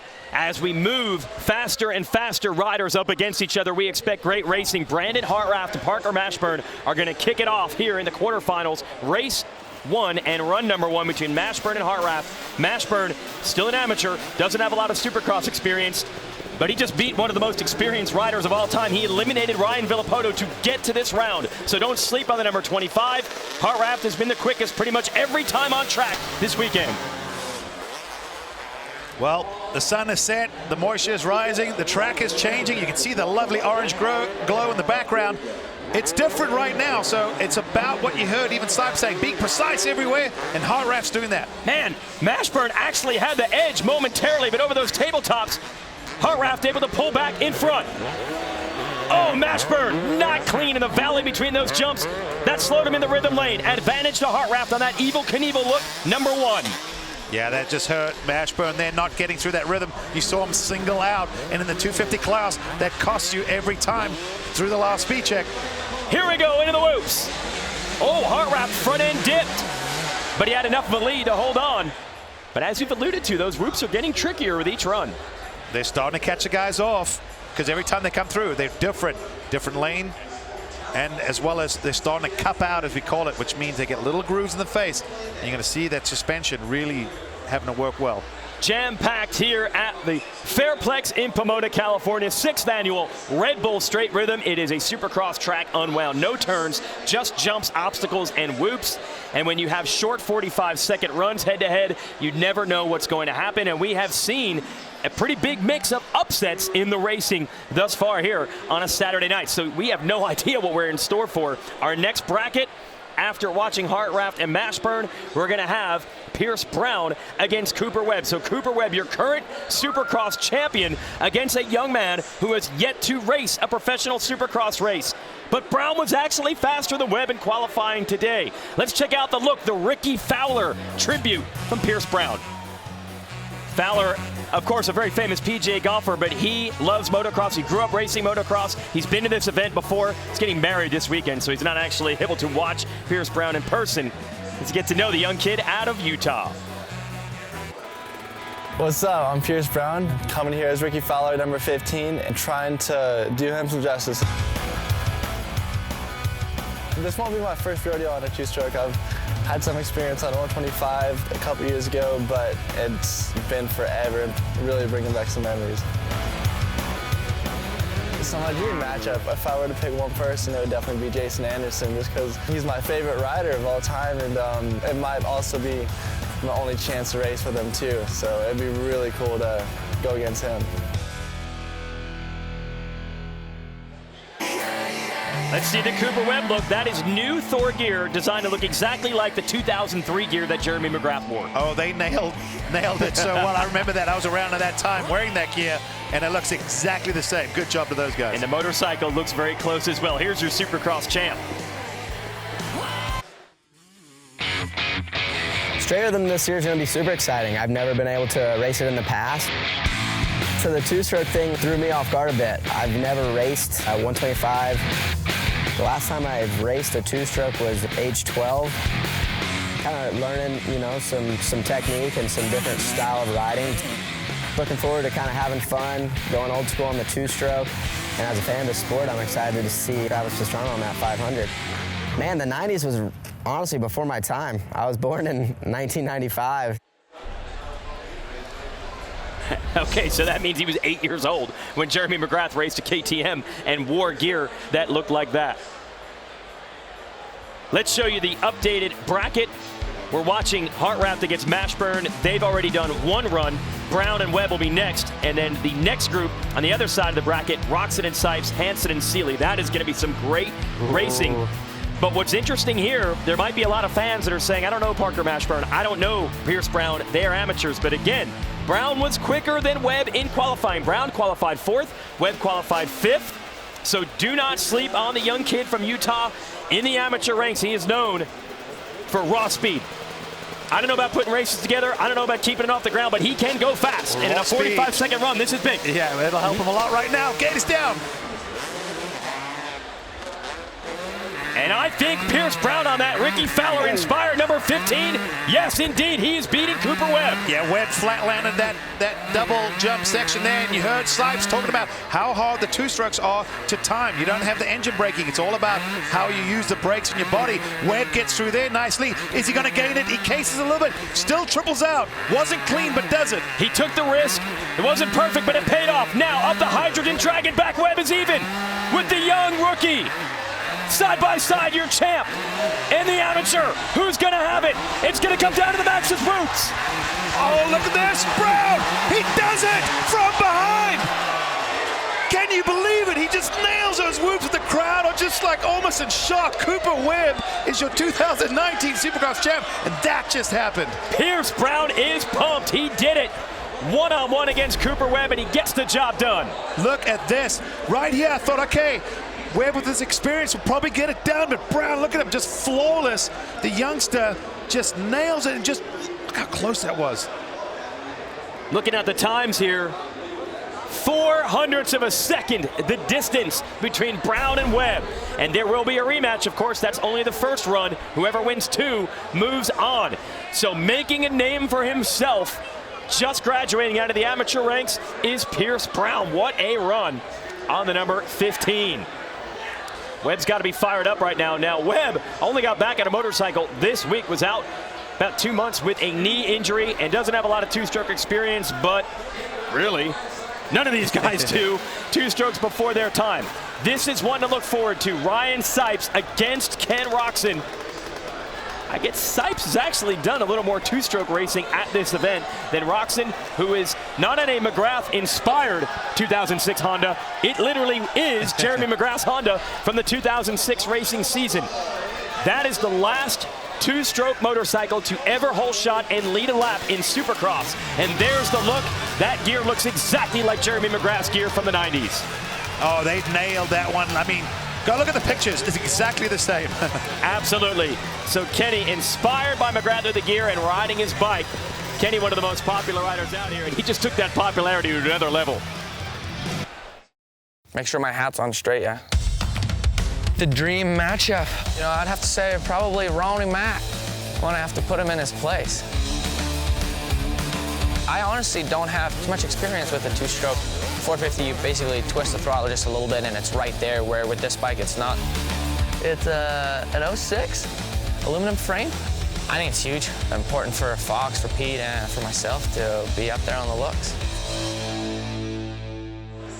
Obviously, this is the second time I'm allowed to ride the King's bike, so I hope I'm gonna do good and he'll be proud of me. Now we'll look at the Ryan Sipes gear. You mentioned taking those not so good weirdo 90s colors and making it look pretty good actually in the retro design. Yeah, it definitely looks better than it did back in the 90s, so Sipes making everything look cool tonight. Even purple looking cool here at Straight Rhythm with Ryan Sipes. Yeah, my kit is pretty cool, I think. It's kind of a throwback theme, kind of 90s. Everybody's kind of doing it this year. I found this old picture of Lance Smale on a KTM 550 when they were white. And so we kind of themed the bike after that. Got Liette to make some cool one-off gear that's pretty 90s-ish. I mean, I grew up racing 2-strokes. A lot of the younger guys now never rode a 2-stroke besides mini bikes. But I raced on 125, 250 2-stroke. The bike's good, man. It's a monster. It sounds really cool, and I can't wait to get out there. A race like this, man, I feel like it's anybody's game. Like, I don't think that they can go any faster than I can. If I'm on, I feel like I can do really well.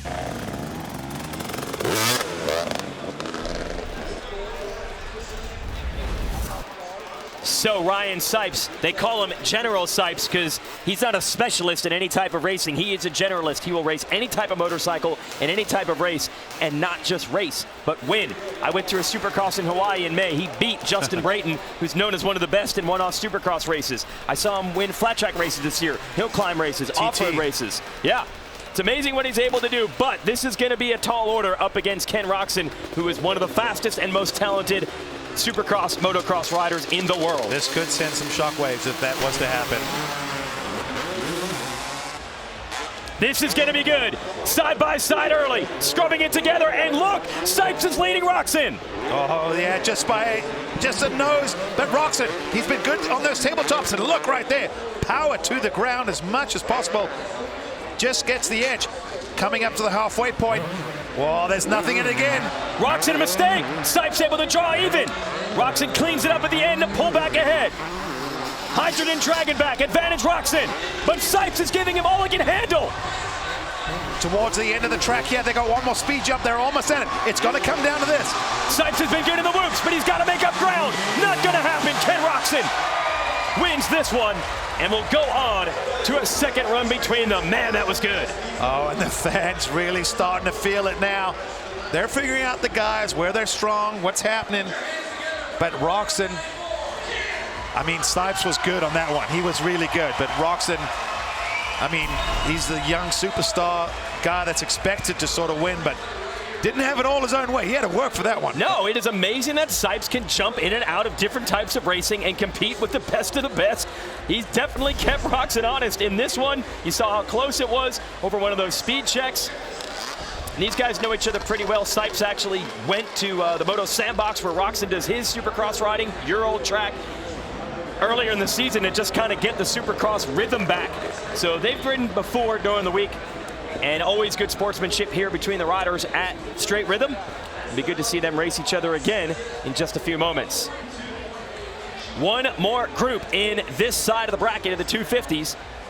It'll be Hansen against Seely. Hanny always has style. Just a classic, especially in this type of event. He knows how to bring it. Oh, Hanny loves that. He loves it right there, the black, the all blacked out tough guy. But tonight, a little brighter colors.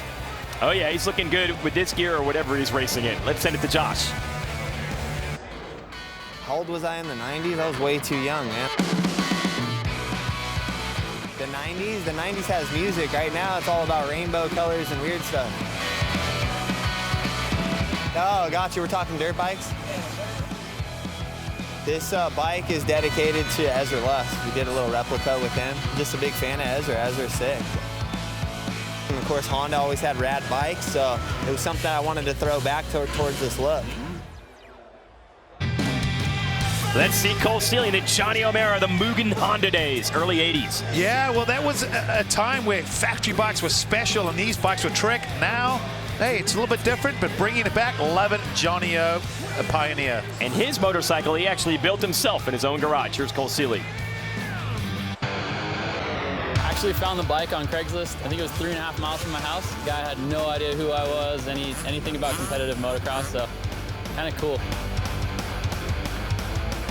Definitely honored to be running the 101 as Johnny O. Gear turned out awesome, helmet turned out insane. It all kind of blends together with the bike too, so definitely looking good when I'm out there. My dream matchup would probably be, I'd like to go head-to-head against my teammate, Kenny Roczen. I've only been on the bike for 3 weeks. My shoulder's a little sore, so.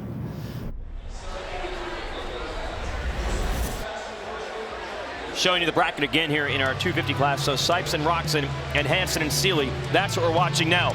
First matchup between Hansen and Seely. Very similar styles. Going to be really cool to see these two on the same track. You took the words out of my mouth. That's exactly what I was going to say. Two very technical guys. I feel like the one major difference, though, between the way they ride, Hansen will let it hang out. He will take a bigger risk. Will Seely be able to try something? Or I got a feeling he's got to know in the back of his mind, if he doesn't do that triple quad, he's got to be perfect everywhere else to even have a shot. Yes, there's a big jump combination in the middle of this track that a lot of riders worked on in practice. Hanny's the only one that's done it in racing, though. Hansen on the 100. The white and black bike is Seely. Seely, I believe, had the lead early, but Hansen coming back. Yeah, so close to this point. It's all about the drive there. Oh, Seely. Uh-oh. He just backed out of that. Is there a mechanical? Maybe there is. He built the bike in his garage, like I said. Now Hanny's just going to have some fun out here because he is definitely going to win this one. He was waving over that section that everyone's dreading about doing.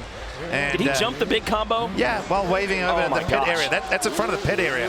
So he's basically just sending a little signal to his friends and family through the whoops. Beautiful as always. Hanny gets that one, but the real question is Seely going to be able to line up for the second attempt here? See if we can tell anything that might have happened to Seely or his machine.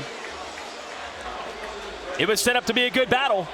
Yeah, he lands, and then you see him kind of roll out of it.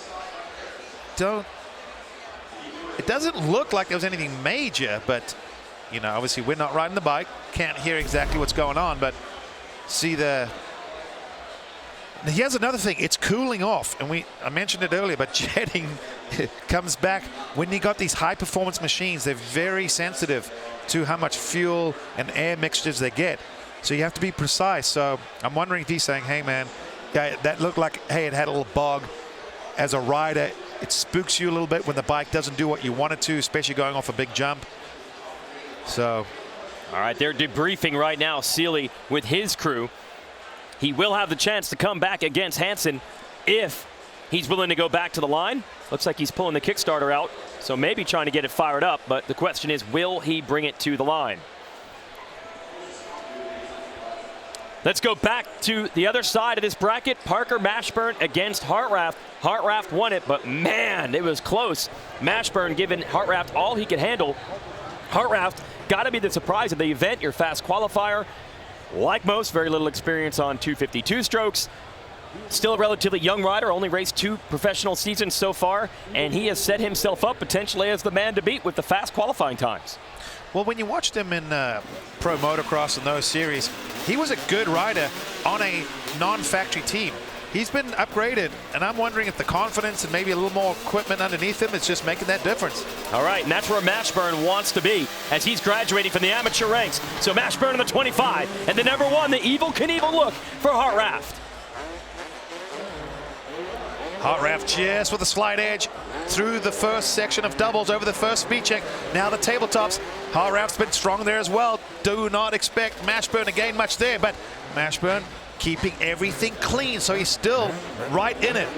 Oh yeah, if there's one mistake from Hartranft, Mashburn's going to grab the lead back. Center of the racetrack. Hartranft nailed that section. He's got about a bike length. No, I don't know how, but Mashburn almost made it back up. Speed check, whoop section. Oh, Mashburn made a run at it at the end there. He came up on the whoops, but not quite enough there. Hartranft just a little too strong through every section of this track. He's strong out of the gate. That first section, second section on the tabletops, didn't make mistakes and clean through the whoops. That's what it takes. Still quite a night. Mashburn eliminated, but he beat Ryan Villopoto. He gave the fast qualifier all he can handle. He's got to be confident after this. You've got to give a tip of the cap to that, because I got to say at the moment, a big surprise there from Mashburn. Very proud of what he did, and I'm sure Nathan Ramsey and the dog pound are back in the pits going, that was very well done. Nate Dogg. But there's the Evel Knievel look for Brandon Hartranft in his debut now on the TLD Red Bull KTM team. He's moving on. Cooper Webb is back. He's got to beat the Ricky Fowler lookalike, Pierce Brown, or the Supercross champ is eliminated from straight rhythm. Cooper Webb, we've said it before, very salty rider. He's not going to want to go out like this. You know he's going to throw everything at it. Pierce Brown, he knows he could be doing something that someone hasn't done in a very long time. That's knock out Cooper Webb pretty early in a Supercross event. So here it is, Webb on the Jeremy McGrath look number 2, the 15 of Brown. Can Brown keep the dream run alive? Listen to the RPM. They'll see the lights. The lights will change in the shed. Let him know it's down to 5 seconds. They'll pick up the RPM, put their heads down.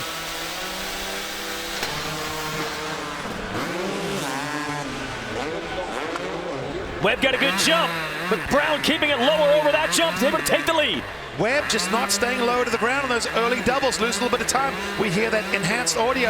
You can hear the RPM when the bikes vibrate. Here it comes. Brown is hauling. Cooper Webb is going to have to dig so deep, but a little bit better to this rhythm lane. This is the champ's chance. Brown holds him off. It could be over. What a dream run it would be if Pierce Brown can beat Cooper Webb here. Webb not giving up. See him giving it everything. Brown's been clean. The whips are going to be crucial right here. Webb's got a lot of ground to make up, and it's not going to happen. Pierce Brown eliminates Cooper Webb. And in a race designed for the upset, we've got another one. Red Bull straight rhythm, I'm telling you. Expect the unexpected. What looks like on paper, you see there's Roger shaking hands with the fans. Doc G, they're having a look going, huh. That's our guy. That's our guy. Hey, now they're happy that one of their young kids in the amateur and pro pipeline showed some pace. Roger's like, hey man, this is part of the program. I'm just recruiting constantly. Like, why are you guys shocked? What's going on? Yeah. Maybe we got another Cooper Webb in the mix with Pierce Brown. Let's send it down to Tina Dixon. Well, yeah, thanks, guys. I'm actually with 2 rookies. This is both these riders' first Red Bull straight rhythm. You talk about proving how to ride a 2-stroke. How are you feeling at this point as you're moving on? Pretty good. It's definitely, you don't breathe from the gate drop to the finish. So, no, track's actually, I think, faster right now than qualifying. So, you just got to get a good start and just scrub everything hard as you can. I know you said earlier you wanted to go up against Cooper. That's not going to happen this time, but you have Pierce here. Yeah, Pierce is actually doing awesome, and Yeah, I'm trying to be the top teammate, so we'll see. All right, and let's go over to you because you just knocked out the 2019 Supercross champion. Yeah. Oh shoot, I don't even know what to say about that one. I was feeling it these last 2 runs. I'm just blessed to be here. So stoked Jeremy gave me the go to race this, and I don't know what to say. I'm starstruck. I can't believe that just happened, but we're gonna bring the heat in the next round and hopefully get some more of that. It's going to be a good race, guys. 2 rookies out here. Well, the playing field's equal when they get on 2 strokes, and they're all unfamiliar with it, and that includes some of the established stars. Ken Roczen, let's send it to Kate Osborne. Saying earlier today that he said the most challenging thing at the start line is the fact that this is like interval training. He said you don't actually realize how challenging one of these runs are until you end up at the finish line and you're breathing so hard. He said for the bike and the jumps on the first run, it's really hard to get back on it and really be at the level of adrenaline you need. So let's show the matchup here. Roczen battling with Ryan Sipes, and I mean battling. They were side by side for most of their first run. Roczen was able to edge ahead. So now Sipes will have to win this one, or the generalist is eliminated against the supercross specialist of Ken Roczen. But don't sleep on Sipes, man. He's very quick throughout this event. No, it's going to be a tall order for Sipes to take out Ken Roczen. I think most people at home can acknowledge that one, but don't count out Sipes. He's got what it takes, and Kenny has to be on his game for this one. Sipes has made a living upsetting specialists in their chosen motorcycle discipline, but Roczen has brought his A game to this run and a big early lead. Yeah, Sipes cased that 3rd double there, try to scrub it so hard. He was talking about that timing. He's going to have to be absolutely perfect. Another little bobble there.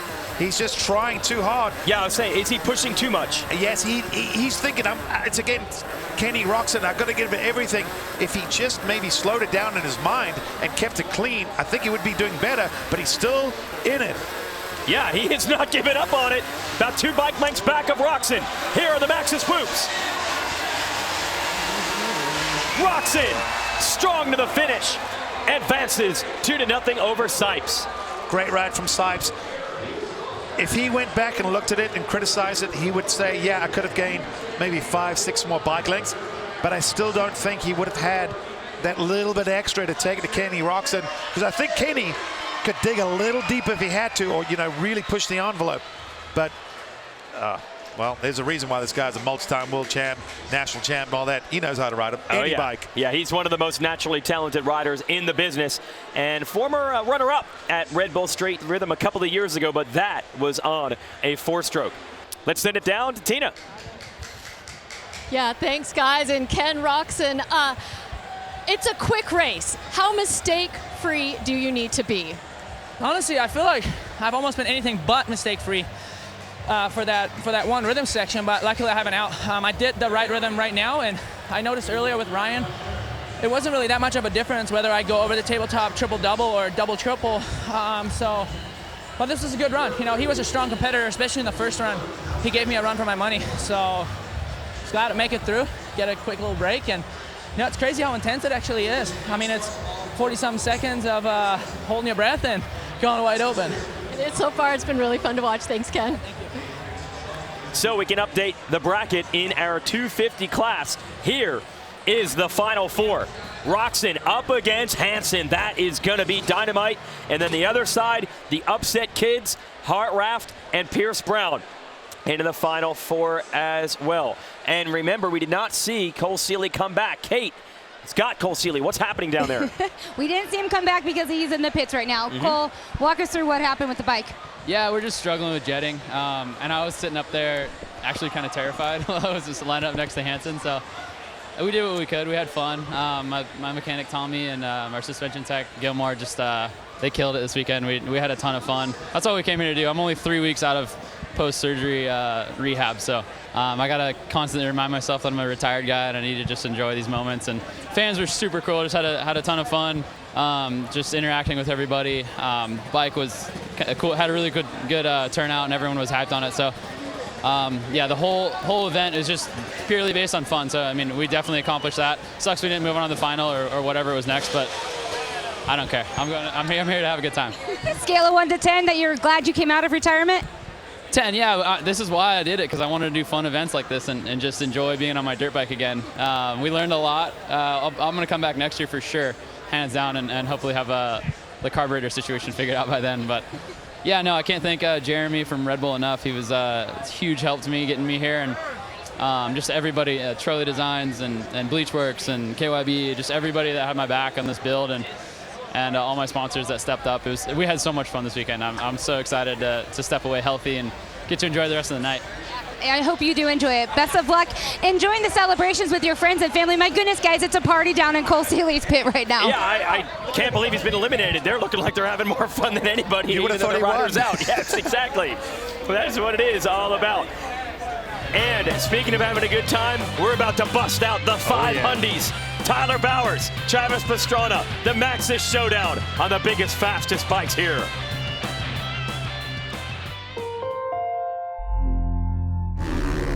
United by one goal, but rivals on the racetrack.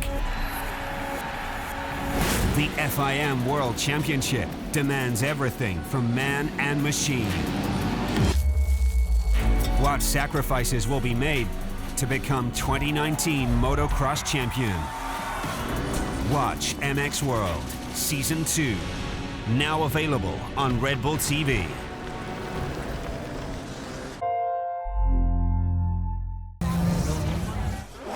Pastrana would run the handguards every supercross, every motocross, regardless of conditions. Didn't have to be muddy, didn't have to be roost. I'm a sissy in cold weather. My hands were always numb. Why do you wear handguards? I don't understand. There's no rocks, like they sift the dirt. I was on a 125, always trying to race the 250 and all the bigger classes, so I always got bad starts. I don't really recall any other guys running them. Really don't recall anybody running them. I wore handguards, not because they were cool, but because my hands were always numb and I got hit with rocks. You'd be in a stadium with perfectly prepped dirt and no reason to run handguards whatsoever, and he ran handguards. And the handguards are there on Travis Pastrana's bike. So I throw it to you, Grant Langston, who had to battle and probably bang into those handguards a time or two. When you first came to the United States and he first turned pro, you banged with those handlebars quite a few times. Oh, those are upgraded handguards. I used to hate those handguards because I always saw Travis Pastrana coming. But I don't understand how he ran them. I couldn't, when I say I hate handguards, I couldn't even ride with them. When it was muddy or rocky, I would be like, they throw me off because you can see them out of your peripherals. But Pastrana is more the kind of guy who goes, well, it's just what I do. He did freestyle with handguards. Like, who does that? Absolutely. So this is it, the Maxxis Showdown. The only two competitors here on 500cc bikes. I'm sure everyone watching knows all about Travis Pastrana, a supercross champ, a multi-time X Games medalist in cars and motorcycles and anything you think of. But Tyler Bowers, no slouch on a motorcycle, 5-time champion in arena cross and race supercross and motocross just this season. So he is a current competitor up against Pastrana, who hasn't raced full-time on a dirt bike in a long time. But Pastrana, you give him one night only to pull out some magic. That is his specialty. I'm looking down at the crowd right now. People are rushing to the fences. They are anticipating this. They know that they're about to witness something pretty spectacular. We got an enhanced audio, 500cc machines.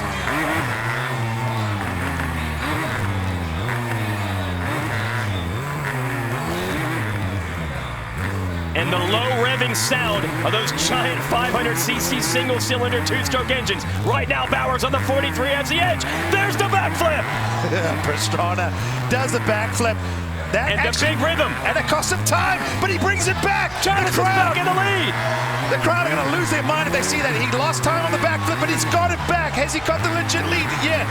Can he backflip but still win the run? He's jumping off the table slightly. Bowers fights back. It's going to come down to these Maxxis whoops. Oh my goodness.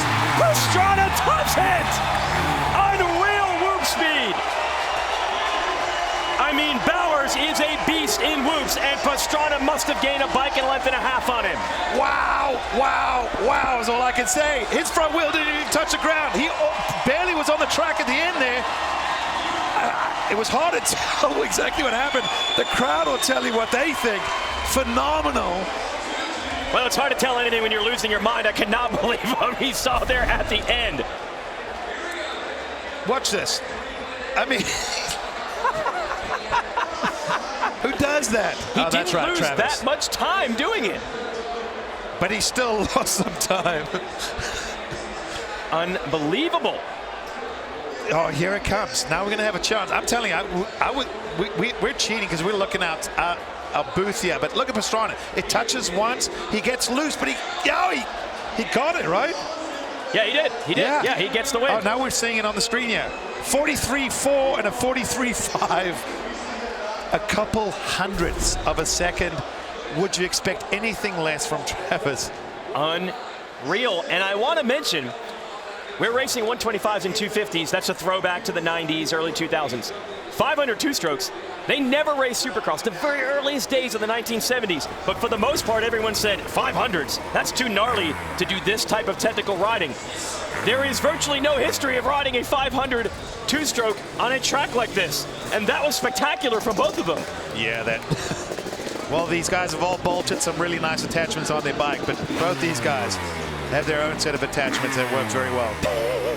Well, talking to some of the people from Pastrana's crew last night, they think they're pushing high 70 horsepower in that 500 two-stroke. Let's send it down to Kate with an update from the racetrack.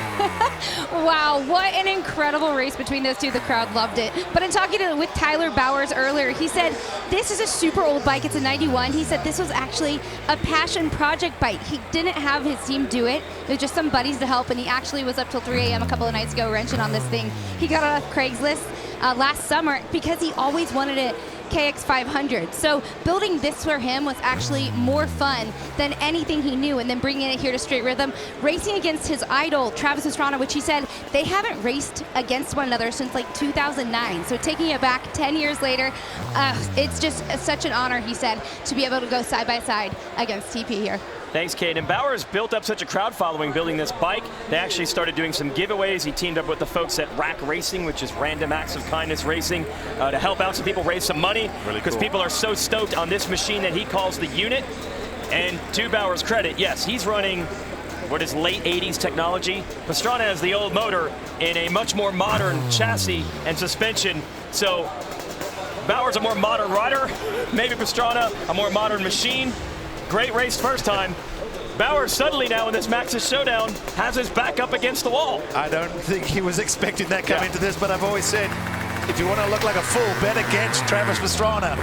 That's right. Bowers a little bit quicker out of the gate in this one. Bowers is bringing the heat now, but Pastrana comes back. Oh, yeah. Let's see what happens. Little edge there, like you said, Pastrana slows it down, and he just flips on the other side of the lane, loses a little more ground. Oh, Bowers nails it. Bowers pulled that out as well.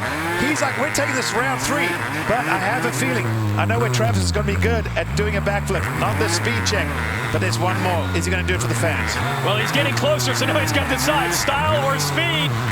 He's not going for the backflip. He wants to win, but not this time.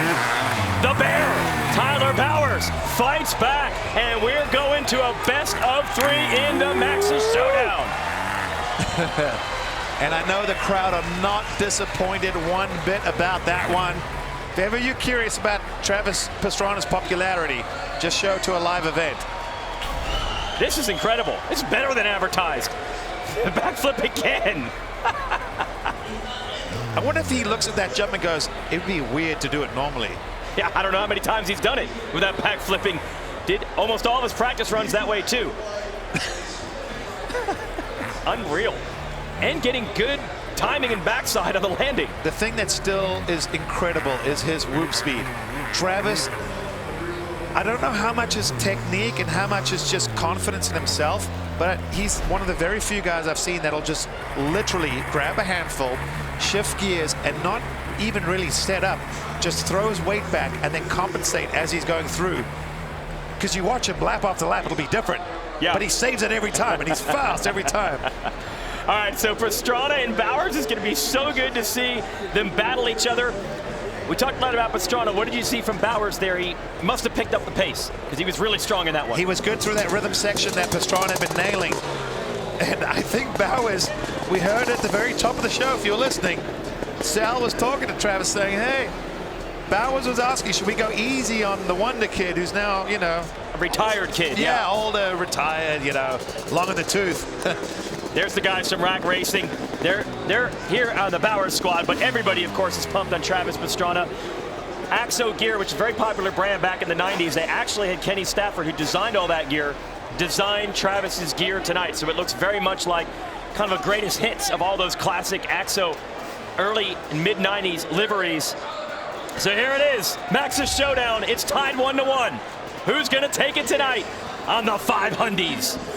Oh man, I trust me when I say this, you have to be a very special, unique character to even want to ride one of these in Supercross. They never really had Supercross series for 500s for this reason, but here we go.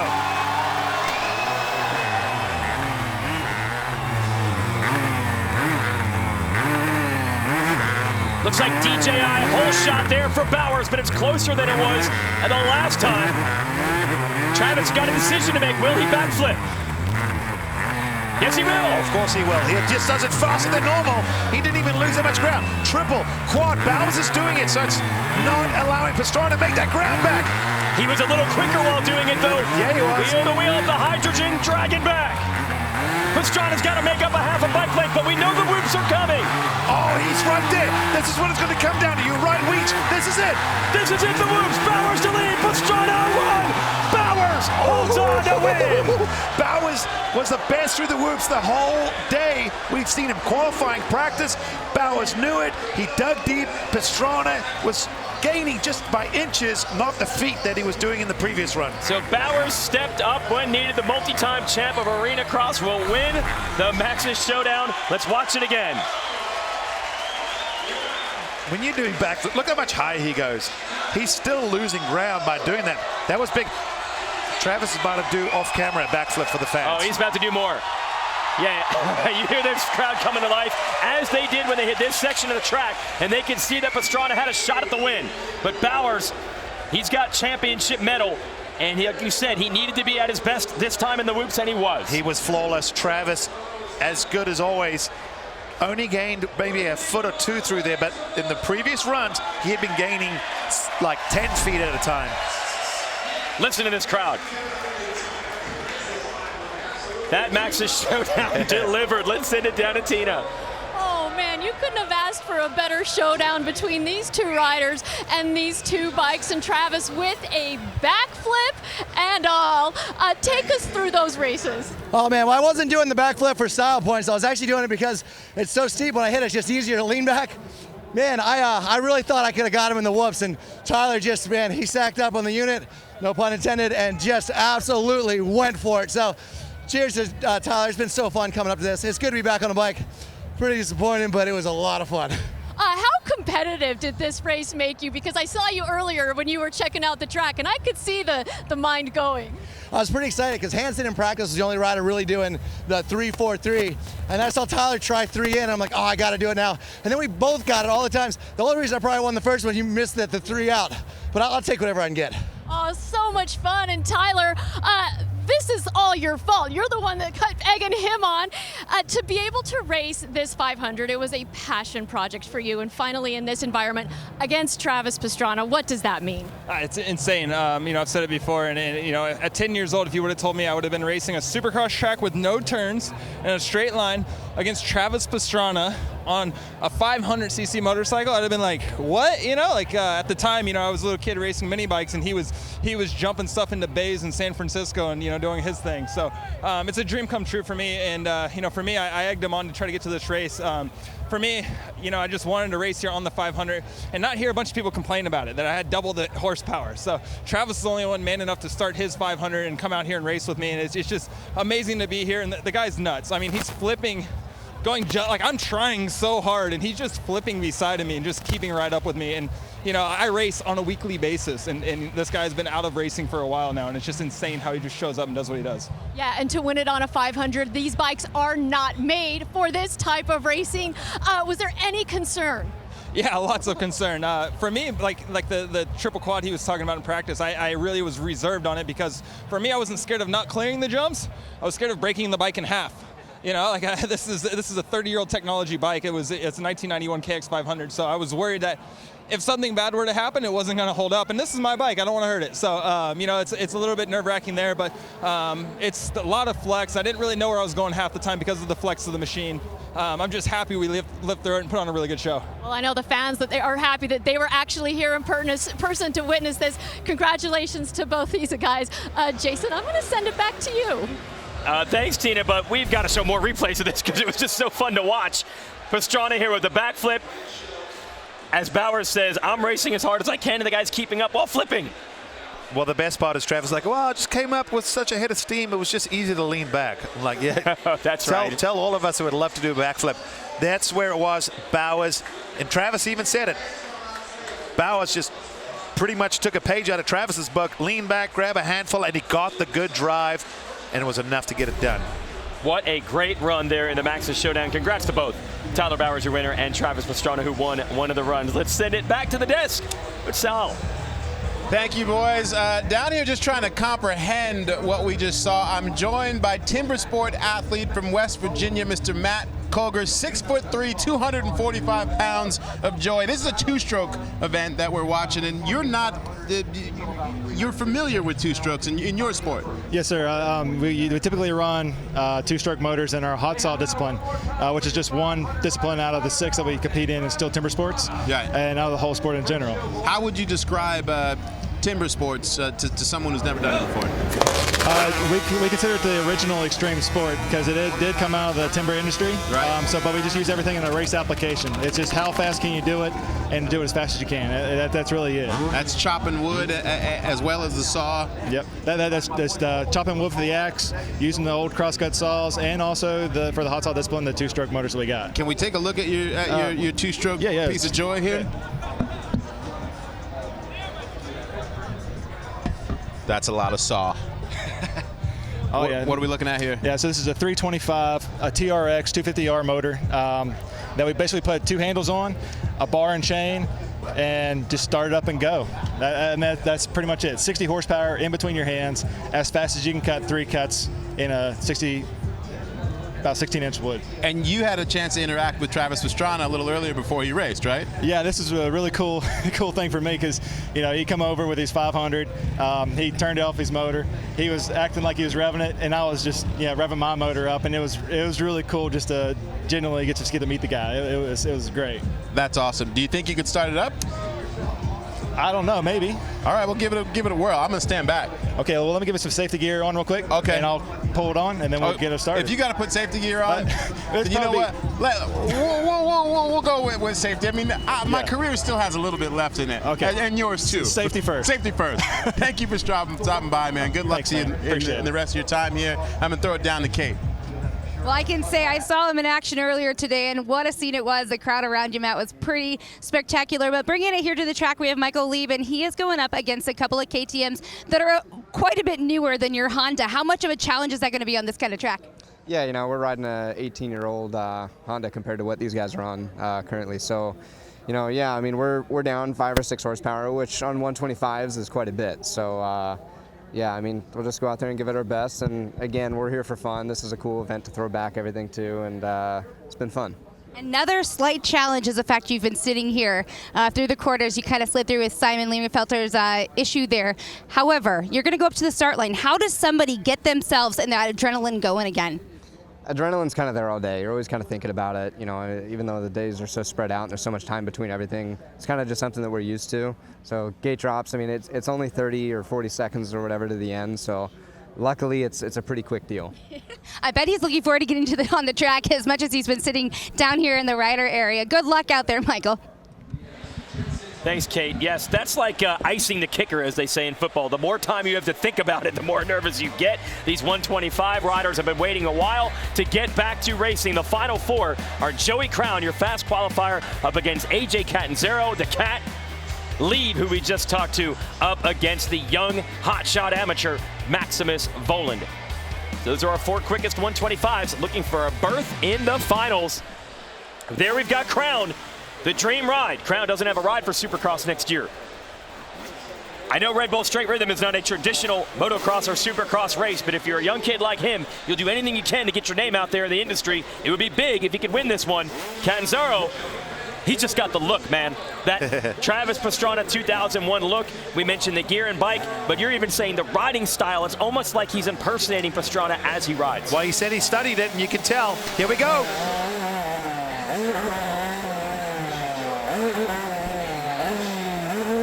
It looks like Catanzaro has the edge right now on Crown, but Crown coming back. Hard scrub into the face of that speed check. Catanzaro the lead again. Crown fights back.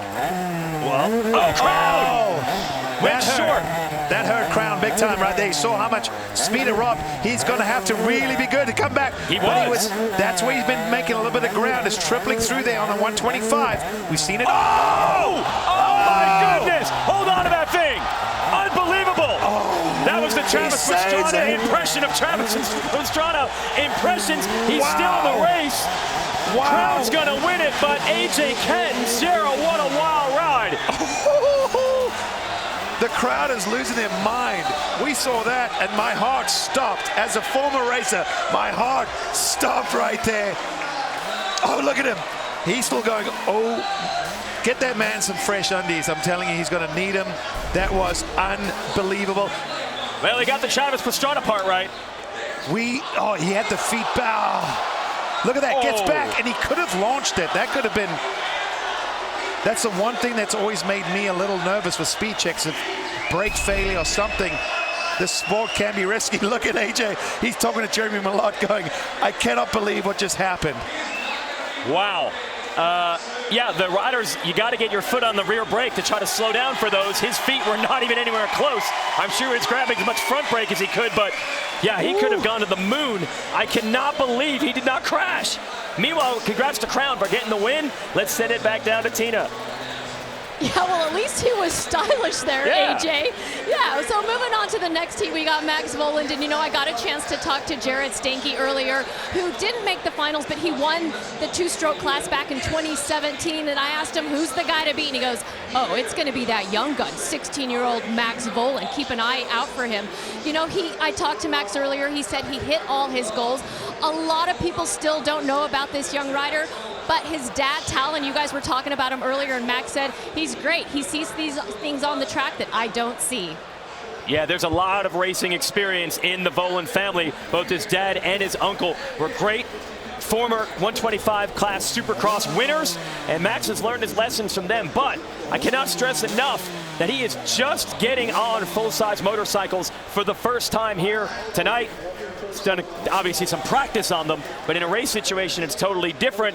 Michael Leib on that Ernesto Fonseca-inspired 2002 Honda CR 125. And shout out to Leib, by the way. His company made a lot of the custom gear that a lot of the riders, including he, are wearing tonight. Definitely helping add to the show with all these retro-style liveries on the riders. So here we go. Lead, a little lead on Vohland right now. And stretching it further. Vohland trying to come back over the tables. That's where he's been strong as well. Staying low here.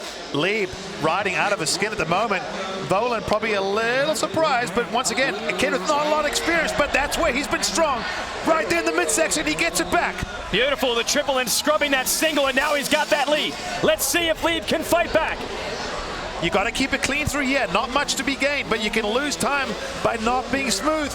Little error there for Vohland. Here's the whoops. Into the whoops we go. Vohland! Vohland down hard! And Leib's going to win, and I hope the kid's okay as Leib inherits the win. Oh, yeah, that was... Vohland's quickly up. That was definitely a hard crash there. He went down, I think got his shoulder into the ground. He stood up real quick, then went back down to his knees. And there is Jeremy Malott from Red Bull checking on him. Man, now you mentioned that the whoops change dramatically throughout a day and night. And that's the thing that's hard for the youngsters. You're enthusiastic, you got everything. I feel like I was, once upon a time, that kid, that you're giving it everything you got. You see right here, he's like, I got to make up ground. I can still win this. That's all he's thinking. There he is, he's up. You can hear the crowd roaring. But I do think he stuffed his shoulder into the ground pretty good. I would be shocked if he lines up again, but He's walked off on his own power. Here we go into the whoops. We can take us through what happened. Watch, he tries to move a little bit to the right to find his line, but watch, see the front bounces. Now it's already going. It's going. And then watch this. Yeah, it's that sudden stop. That one hurts. Like I said, he can get up and walk away, but that shoulder is probably not feeling it. Wow, all right. Tough kid there. Max Vohland doesn't look too worse for wear. Hey, look, not even a broken bone. You can see his x-ray. Pre-x-rayed the gear. Did have that left arm kind of clutched to the side, sometimes a telltale sign. And I think now it actually looks like he's more disappointed than in pain. He's bummed. Yeah. He's like, man, I was really running good. I was feeling it. And it's tough, you know, especially when you feel like I had what it took to go all the way. This is a real disappointment. But it's a part of the growing process for young kids. And he's a youngster that has got absolutely phenomenal talent. I'm telling you, keep his name in your mind. You're going to be hearing a lot of this kid, Max Vohland. Yeah, he was the AMA Youth Rider of the Year based on what he did on a Super Mini, which is the largest mini cycle available, and definitely showed he's got skills on the 125. We go to the next run, which will be Catanzaro in the gate on that Pastrana replica 199. I can't believe it. He's back out here. Well, think about these guys. They just watched Vohland, who's been flawless, go down in the whoops. That's going to weigh in the back of their minds. They know those whoops are deteriorating. With two strokes, they break down quicker. Yeah, well, this was the wild ride that Catanzaro went through. Travis Pastrana did that at X Games a few years ago, but Catanzaro did not plan to do that. No. Right there. Unreal. So as much of a fan favorite as Catanzaro already was by bringing the very popular 2001 Travis Pastrana look back, after recovering from that near crash, they're going to go crazy when they see him come out of the gates. Crown, meanwhile, did take the win. Leib took the win. They could be looking at a berth to the finals. I think we're done as far as Vohland is concerned. We'll see if Leib is ready to, if Catanzaro is ready to bounce back and take it to Crown. You just threw a lot of information right there. I'm trying to process this all. Well, there's 4 riders left. Crazy, one crashed, one nearly crashed. If you're Crown and Leib, you're looking at, this could be my night. Yeah. You know, theoretically, maybe the underdog. There's Travis being very unsocial like he normally is. Yeah, jeez, man. I figure they have problems even getting him on the motorcycle, not because he doesn't want to ride, but because he's too busy signing autographs, hanging out with the people. Yeah, chatting with Jason, one of the Red Bull boys. They go back a long way. Travis, such a loyal guy. You talk to anyone that knew him from day one, they're still really tight with him to this day. Yeah. It's pretty impressive. Yeah, absolutely. There aren't any that I can think of. Yeah, Travis, man.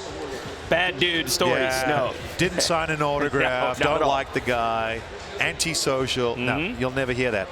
Looks like Catanzaro's going to do it. He's going to come back and race up against Joey Crown. And he had a shot at winning that one. The speed is there to try to take down Crown, who was our fast qualifier. Crown, his dad Matt, former pro, runs his own suspension company. They've got that 125 dialed in. And let's see if the dream run for Joey Crown could continue. Catanzaro, I guess physically he's okay, he's gonna run, but you gotta work in your head a little bit. That was one of the wildest non-crashes we've ever seen. As a former racer, I can tell you at that moment, when he was going up that speed check with pulling his feet back on, had to be the worst feeling ever. But now he's on the other lane. So think of it differently. Different line, different options, different takeoffs. Keep your feet on the pegs and you'll be good. Hey, shout out to the old gear brand that Pastrana wore. No fear for the 199. He's right on Crown right now. Into this rhythm section. Catanzaro gets it pretty good. He triple-doubled. Oh, they're back side by side, heading up. That's the hydrogen dragon back. That's where the crash or near crash happened last time. He gets through it clean. That's the good news. The bad news is Crown's got him covered by about 3 bike lengths. Here are the whoops. They are critical. Crown nails him good. Oh, he gets a little sideways, but straightens it up. Oh, these whoops are really starting to deteriorate. Very slick. The bike's moving a lot more. The guys are going to have to keep that in mind. It's a risk-reward factor at this point. This is big. Joey Crown has earned the berth to the finals. He eliminates Catanzaro 2-0. Catanzaro was in it, I feel like, in both of these runs. But Joey Crown was very clean. Didn't give Catanzaro. That was the best option he gave Catanzaro, was right there. He got within a half a bike length. But straight away opened it up just a little bit more. And then here, through the whoops. See everyone trying to move to find their line. Look at Crown. His bike is dancing back and forth, fishtail. But never let off the gas. You know how much he wants it. And AJ just came up a little short tonight. Yep. He'll have to go hang out with Travis Pastrana. We'll get the two Pastranas together now as their racing is done. As for Joey Crown, who actually raced a event in Pennsylvania, the Travis Pastrana Challenge last weekend, and won some of the classes there. He's just a privateer trying to make a living any way he can, gets to as many races as possible and tries to earn the purse money and make a name for himself, and he's doing it tonight. Oh yeah, these guys just love to race, and so many big names out there. Even Doug Henry was out there. Yeah, Travis was was trying cool to hold race. him on the start line. I mean, oh wow, just incredible. Yeah, that's one of Travis's original sponsors. Jeff Cernick put on a really cool race last week. Crown drove from there all the way out here to come race Straight Rhythm and go to the finals in the 125 class. Who is going to race him? I think Vohland is a scratch after that crash, so it's going to be Crown against Leib. Leib talking the underdog story on the old Honda, saying I don't have the same horsepower as some of these more modern KTM Husqvarna still make 125s and 150s. Either way, he has brought that machine to the finals and has a shot at winning. But he'll have to take down Crown, who has been nearly perfect tonight, to do it. That is our 125 final. Red Bull Straight Rhythm 2019 will be coming up a little bit later in the evening here at the Fairplex in Pomona. You never know what's going to happen in the racing here. So much talk about the old bikes and the old styles and all that. I don't know if people had Crown Leib final penciled in on their brackets, but that's what this race is all about. We've seen upsets all night. Parker Mashburn eliminating Ryan Villopoto. Josh Hansen absolutely ruling it in a lot of the 250 runs. So, and Travis Pastrana, by the way, winning a run while doing a backflip up against Tyler Bowers. So as we get to these finals, you really don't know what's going to happen. And we've also noticed, as we've moved forward in the brackets, the racing keeps getting tighter, because it's easy when you start out with a fast qualifier against 16th. Well, when you get to the finals, it's the best of the best. Yeah, exactly. And the riders are figuring out the little things. Where's there a rut? Where's there a hole? Where's there a bump? So if you watch them, even though they have a lane, they move around. We got a huge crowd tonight. And look at Travis Pastrana doing what Travis does, mingling, enjoying it. That's what's really cool about this event. You come here, it's fun, it's laid back. We have fun in the booth. Everyone out there has fun.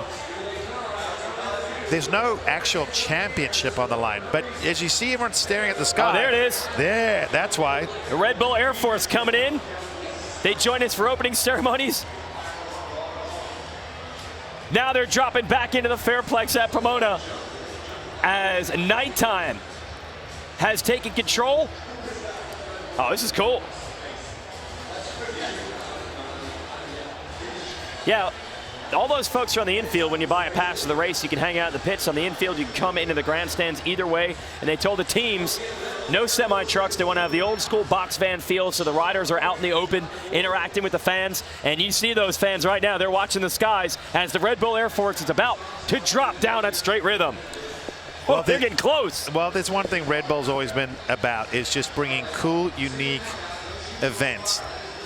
Whether they, I mean, if you've ever watched their Flutog, you know, the air races, that's something I never grew up watching, but I'm like, whoa, that's pretty cool. They get involved in really unique stuff.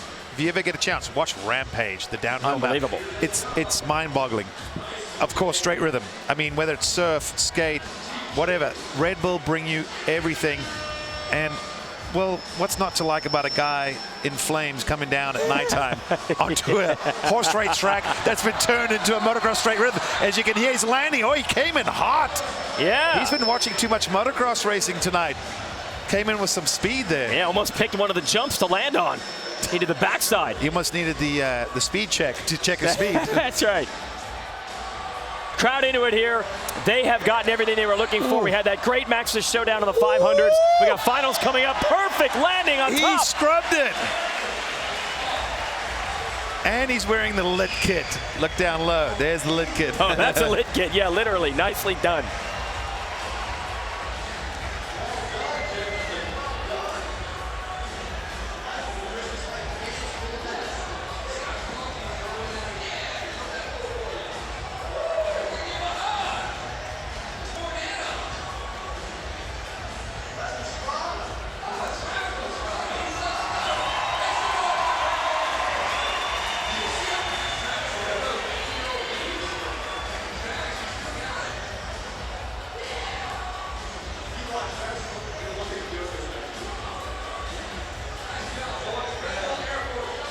Musco leads the world in sports and large area lighting, designing LED solutions for everything from neighborhood fields to professional stadiums to international airports.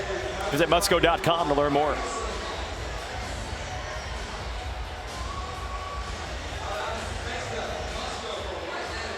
Let's go back to racing here. Our 250 class, it's our final four. On one side, the establishment. Josh Hansen has always been fast at this event. Ken Roczen won a lot of supercross races in his time. On the other side, two rookies to the event, two riders fairly new on the professional scene, but they've been two of the fastest riders throughout this event.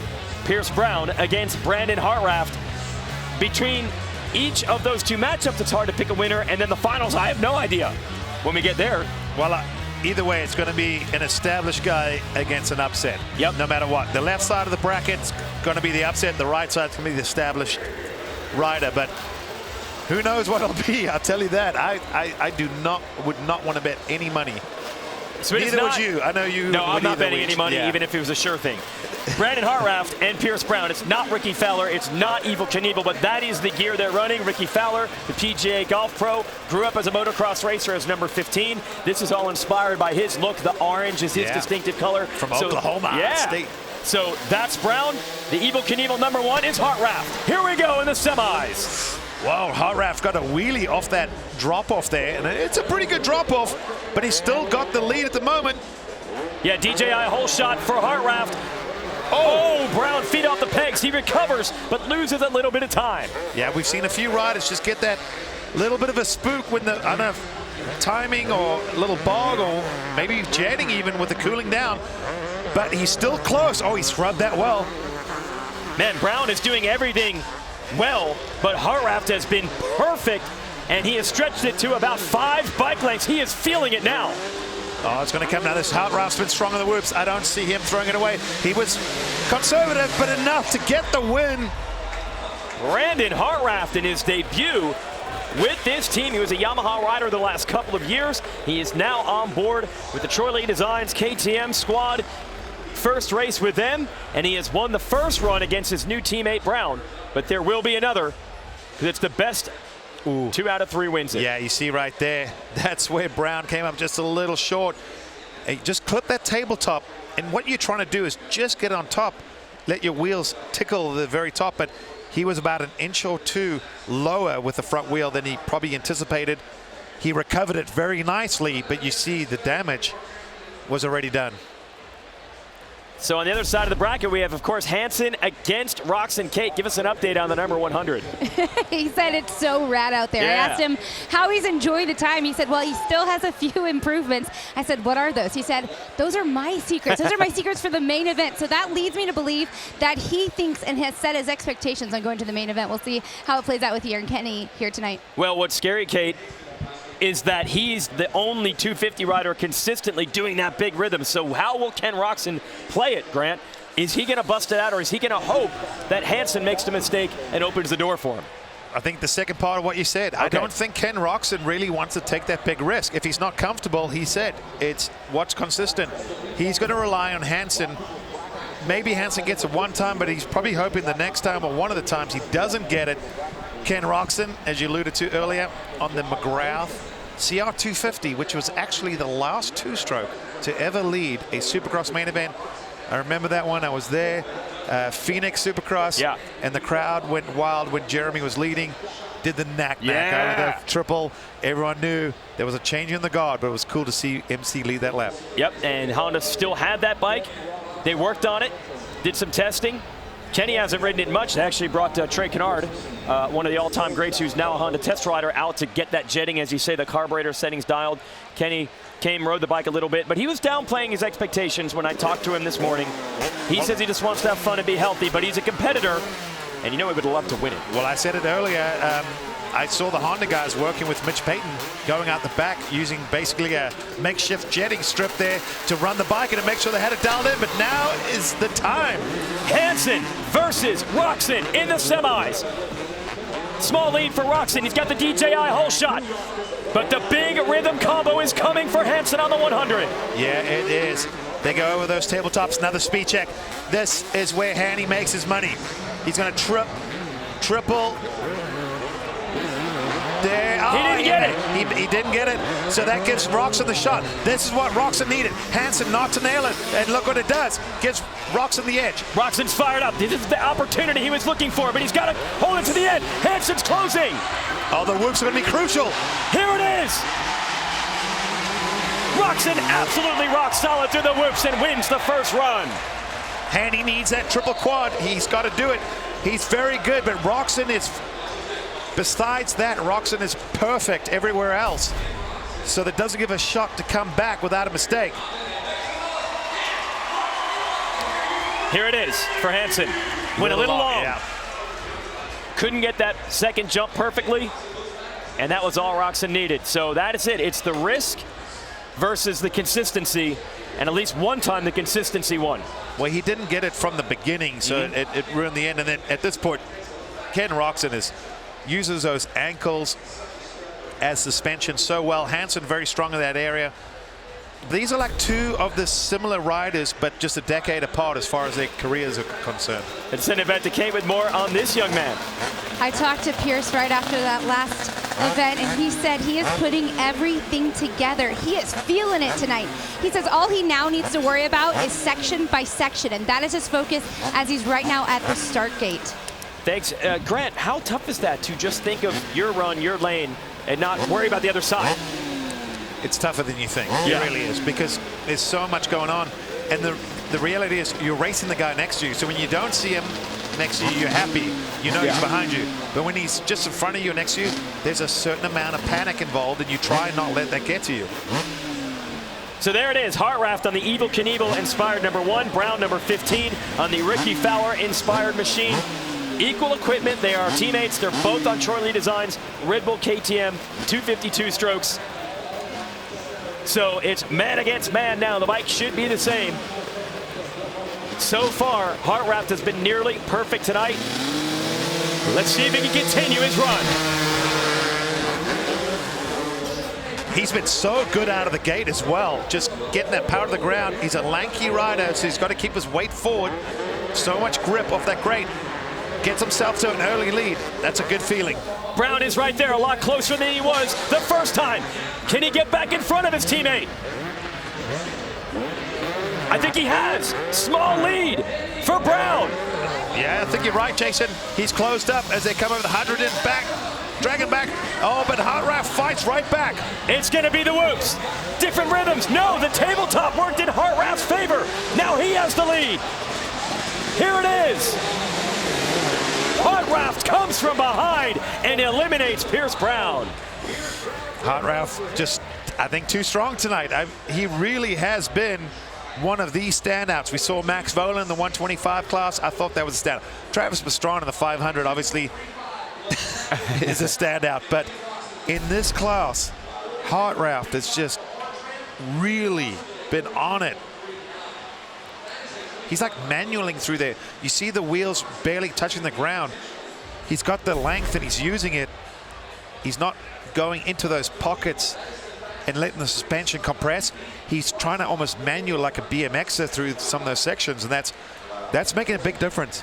So there is Roczen, who will be racing Hansen. Hansen has to win this one or he's eliminated. We'll have a runoff for third place in each division, though, as well. But who will be in it? Pierce Brown will be in the runoff for third. Will he be against Hansen or Roczen? Roczen on the 94. Hansen on the number 100. Roczen's got the throwback to McGrath. It's actually McGrath's 2006 bike. but because it's a tribute to the 90s tonight, they somehow made the 06 with the graphics look somewhat like a mid-90s Honda. The tell is the big aluminum frame spars like the 2000s bike. Hansen on a Honda as well. Got the late 90s Ezra Lust look. Oh, these guys are pushing hard. Roczen the early edge and the DJI hole shot. Yeah, Hansen flat landed a couple of those jumps, and I think it just hurt him a little bit right there again. Wasn't perfect across the tabletops. He was good, but Roczen so smooth. Hansen's got it. The triple, the quad, the triple. Hansen's pulled it out. This is going to be big. Can Roczen fight back? Crowd responding to that from Hansen. Roczen is going to have to get desperate down the stretch. Henny's got the edge, but we know Roczen's good to the whoops. It's going to come down to this. Can Roczen nail it? He's trying. They're close. He's next to him. Wow, I don't even know. Roczen gets it. No, you got to be kidding me. I thought Hansen had it.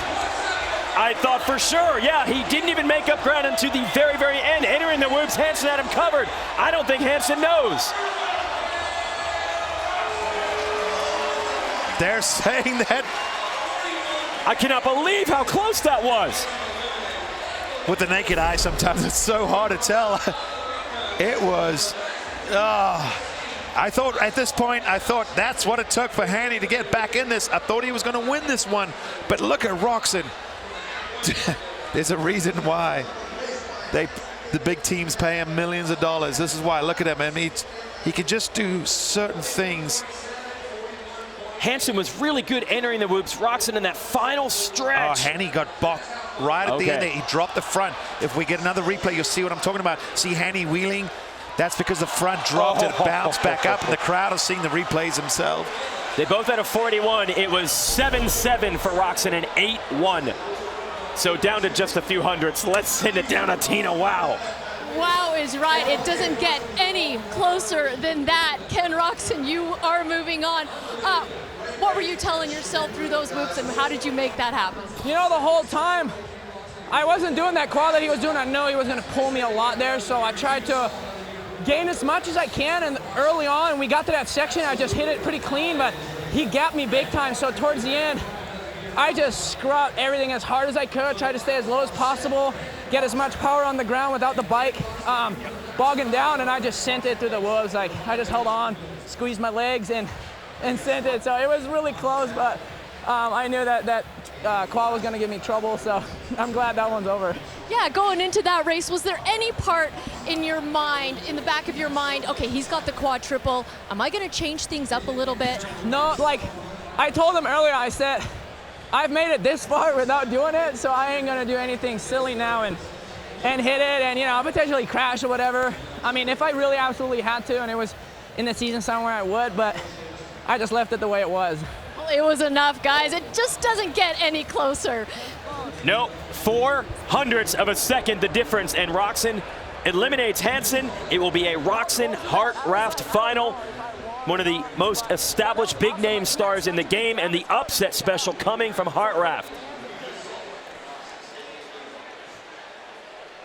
Okay, so this is the battle for third, and with it is Vohland eliminated, yeah. So they're just going to let one run, just let Catanzaro go for it. When he crosses the finish line, he will be officially crowned third place, so he can complete a podium in the 125 class. Tough break for Vohland. Should we put some pressure on AJ and say, you have no excuse not to flip one of those speed checks? That's right. No pressure.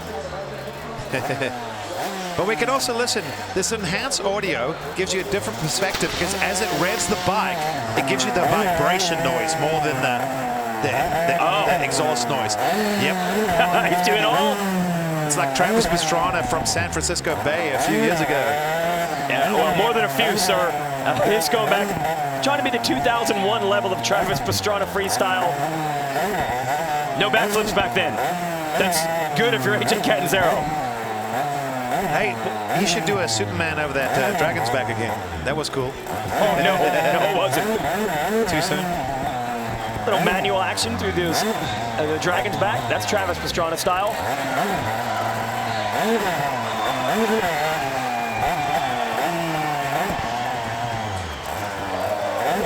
So AJ Catanzaro, who's become one of the best impersonators on a motorcycle. He rode as James Stewart on a Kawasaki last year, went to the finals. He will be third place as Travis Pastrana in the 125s here in 2019.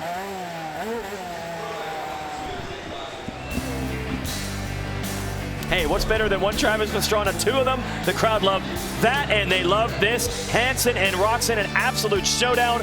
0.04 of a second. The 94 of Roczen going to the finals. Oh, they're still having fun down in the Cole Sealy pit with a burnout. Hey, engine's not running that bad, huh? Just got to clean the old two-stroke out sometimes.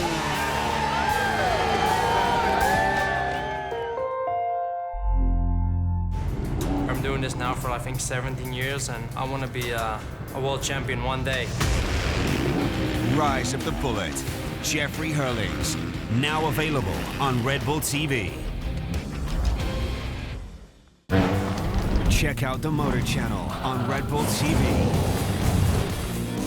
Motorsports at its finest, all over the globe. Download the Red Bull TV app for free. And sign in to watch all of our content offline. Download the app now.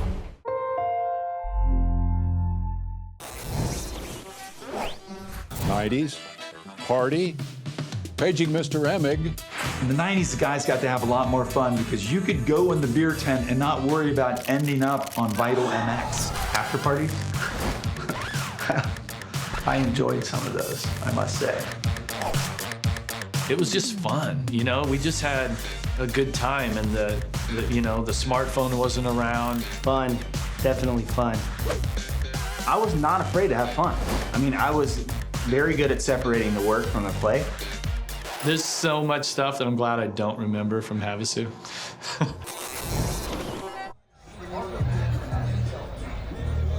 The 90s were fun, and look at the list of some of these champions from the 90s, and you can't look at this list without saying Jeff Emig, absolute super legend, motocross and supercross champ, my old friend. What's up, Sal? I don't mean old like old. Oh, we are old. But We're getting old. But we are old. In that piece, you're talking about how much fun the 90s were, and the fact that, like, you guys raced really hard, and then as soon as the races were over, there was another full send. Hey, there was a time in the 90s where we'd go down to Lake Havasu on the weekends off, and there were at least 8 of the top 10 in the championship are on different boats, and it was a bit comforting because at least you knew that it was a little, level playing field. Right. I knew that McGrath was there, so it's okay. That I'm there. He's not off doing something, right. Training or doing something that, that I'm not. Yeah, so. And then of course Ricky Carmichael came in and just ruined that. Oh yeah, he did. Ricky, and these things right here. Exactly. The Instagram and videos and everything. There's very little footage. It's all up What here, happened so. in Havasu stayed in Havasu. I know that right. This is your first time actually coming to Straight Rhythm in real life. You've watched the event from afar. What's it like for you being here? I mean, I'm really impressed with it. It's I love the energy that's here. It's a really young crowd. It's really fun. I've got my son and his buddy here, so they're off running around doing their thing. But it's just, as opposed to, a supercross event that's a championship race, everyone's serious. I love what's happened this year with all of the bikes and the throwback gear, the two-strokes. I ride a two-stroke Husqvarna myself, right. So I love that. But it's the spirit of it where it's just a little lighter and a little funner. The racing is incredible. We've had a few crashes.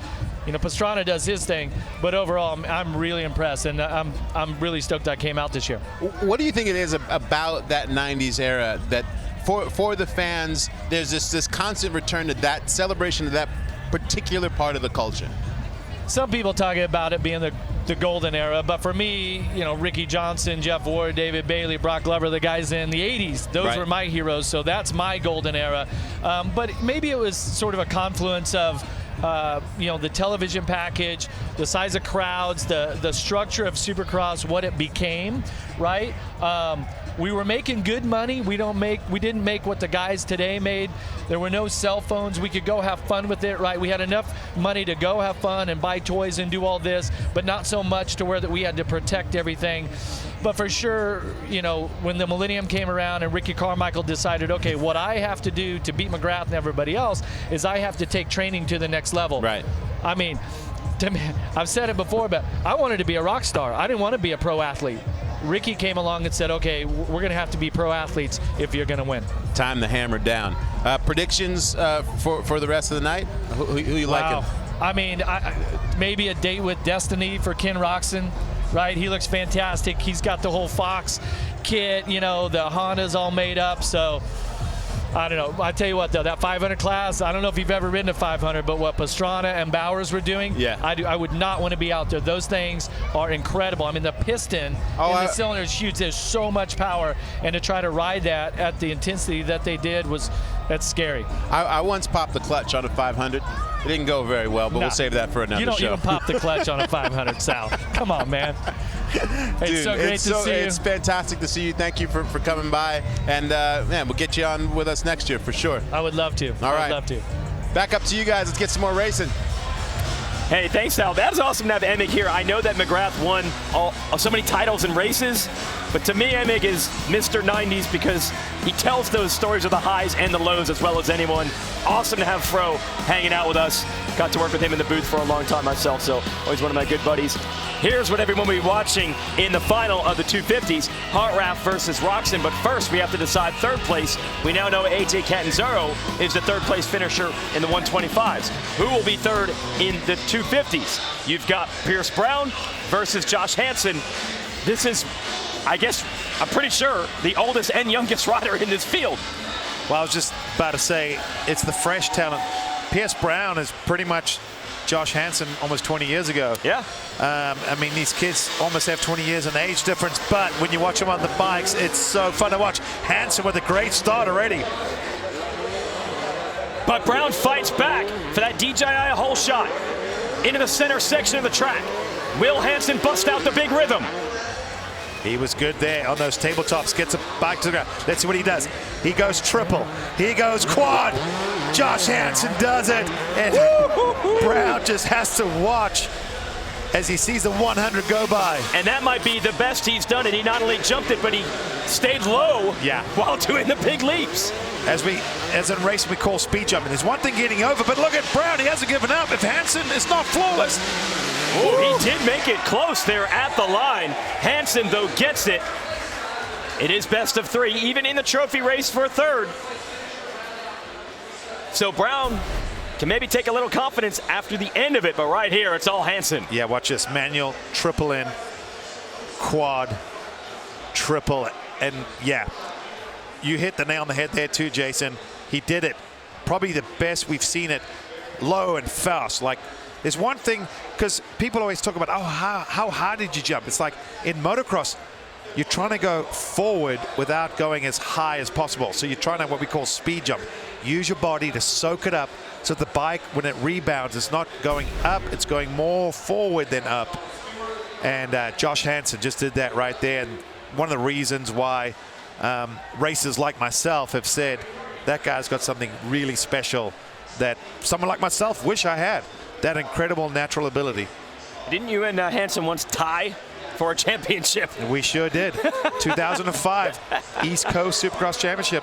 I was riding for Mitch Payton, who's here tonight, jetting most of these bikes. yeah, trying to build out the old notebook and be like, how can we make this thing run right? That was my first year on a 4-stroke. Ooh, sorry, I know that's a bad word tonight. Yeah, I know. That was a hot thing. I was on a 4-stroke, and me and Josh Hansen, it just seemed like it was one of those years. I'd have a good weekend, he'd have a rough weekend. Then he'd have a great weekend, I had a rough one. We tied, and for the only time in Supercross history, there was a tie at the end of the season. It came down to who won the most races. I won just one more than him. So just because of that, we can say Hansen's really good, talented, established, but we don't get to say that he's a former Supercross champion. He's up against maybe a future Supercross champion in Pierce Brown. And the amateur ranks known for his raw speed, now getting to do it on a big stage. Yeah. And definitely showing that speed is not hype. It is legit. No, he's for real. I'm excited to see this kid progress. somewhere Ricky Fowler is happy. He's married and he's watching his impersonator do a fantastic job. Yeah, represent him well, but will he be able to take the Ricky Fowler colors to the podium tonight, or is Hansen going to be the winner of the truck rail? Hansen puts his hand up. He's got a problem with the bike. No, there was. I hope they're able to redo this. So what are we going to do here with Brown? Is Hansen, he's still got the hand up. Boy, I hope the bike's okay, so they can at least have another runoff. I'm not sure what the ruling's going to be as far as putting the hand up to ask for more time. Well, will they make this run count or not? I mean, here's the thing. We can talk about pro and AMA ruling and things like that, but it is straight rhythm. Hanny put his hand up before the gate dropped, so I'm hoping, because there was some sort of issue, he can fix it and they'll give this a chance. Yeah, I believe in a regular sanctioned event, once the reds come up, they don't give you extra time, but I don't know how they're going to call it here. But I suppose the bigger question is, does he need more time, or is the bike just done altogether? Well, they're sitting there, not like they're trying to fix something. Nope. Brown quickly rolling back. Let's listen as closely as we can.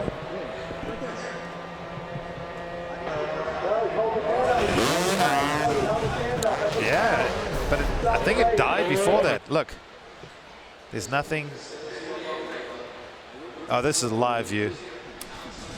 Okay, they are going to rerun it. They're going to let Hansen and Brown go again. That will not count as a win for Brown because Hansen did ask for extra time. They dropped the gate anyway. Brown has to go back and try to beat him again. Yeah, you know, and this is a very unique situation, and it's a unique event.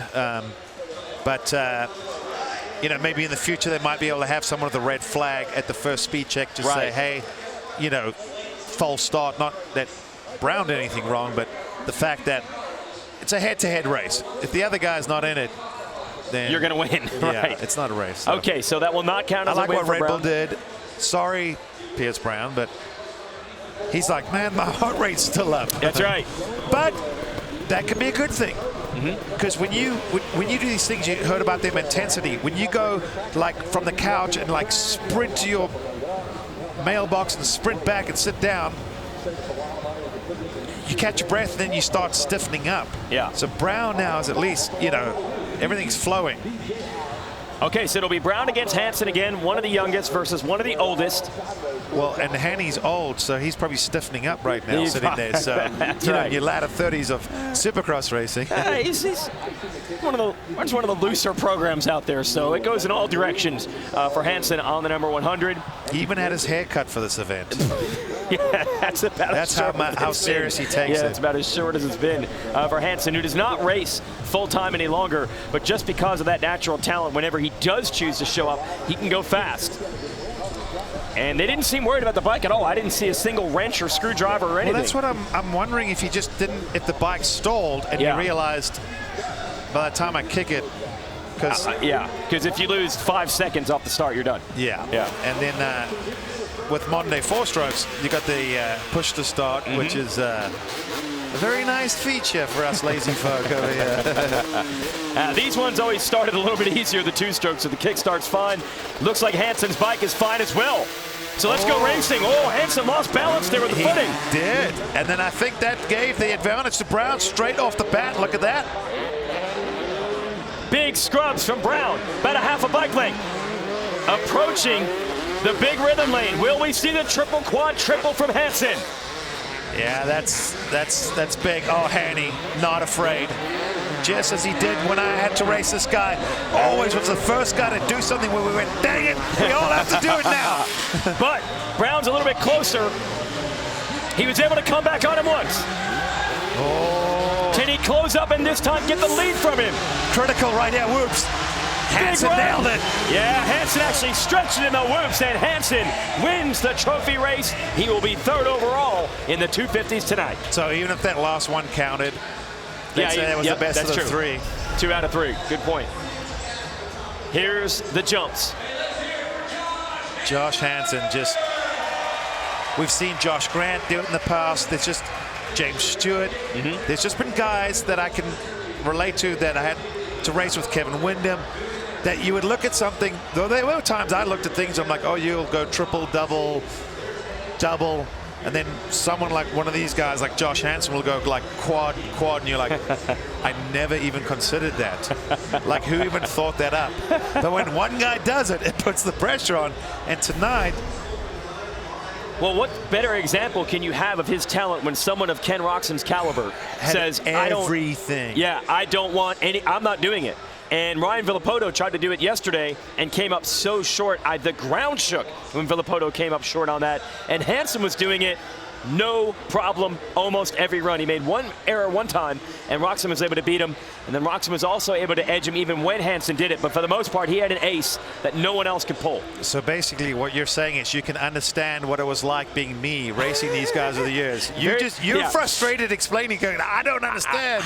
But anyway. Very rarely can I say I can relate to what you did, but that, try to put it in perspective. Let's send it down to Kate for the 125 riders. Both Michael and Joey said that they're satisfied with the night, but ultimately they want to take the win, and these two are going battling it out with each other here in the final 125 class. Michael, you know that this guy has had a whole lot more experience on two-strokes than you have.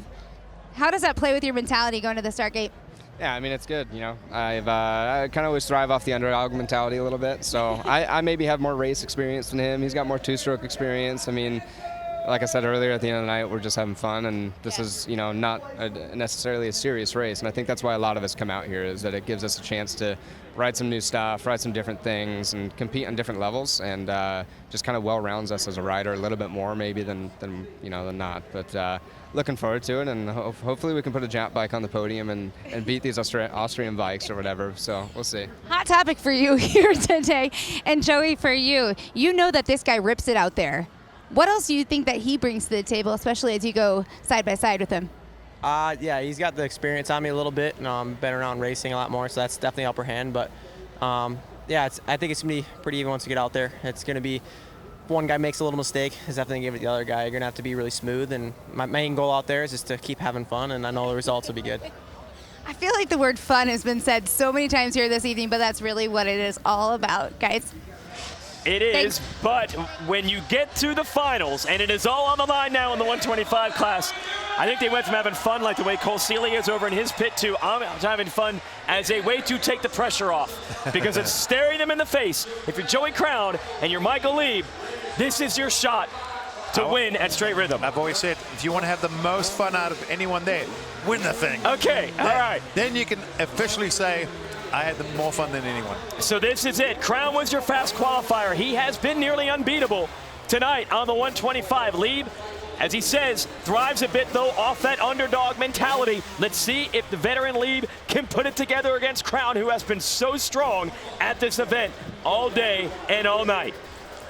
Will the number one take number one? Or could Leib as the underdog, as he said, maybe a little under on power, but you can make it up with skill and preciseness and just being absolutely clean and focus on your marks. It's very easily said, but focus on what you can do. DJI hole shot up for grabs, and I think it's a lead for Leib. Yeah, Leib strong out of the box there. Crown's got to come back on these tables, and he is. Oh, he is. Maybe that's that horsepower advantage he was talking about. Oh, but again, we saw that earlier. He did not get over that speed check, so Leib stretches it back out. Once again, Crown makes a mistake in the same spot, on the same lane, that left side, probably not getting the pop. They come over the Dragon's back. Now they go to the speed check. Max's whoops remain. Crown keeps inching up on Leib. Last speed check. Here are the whoops.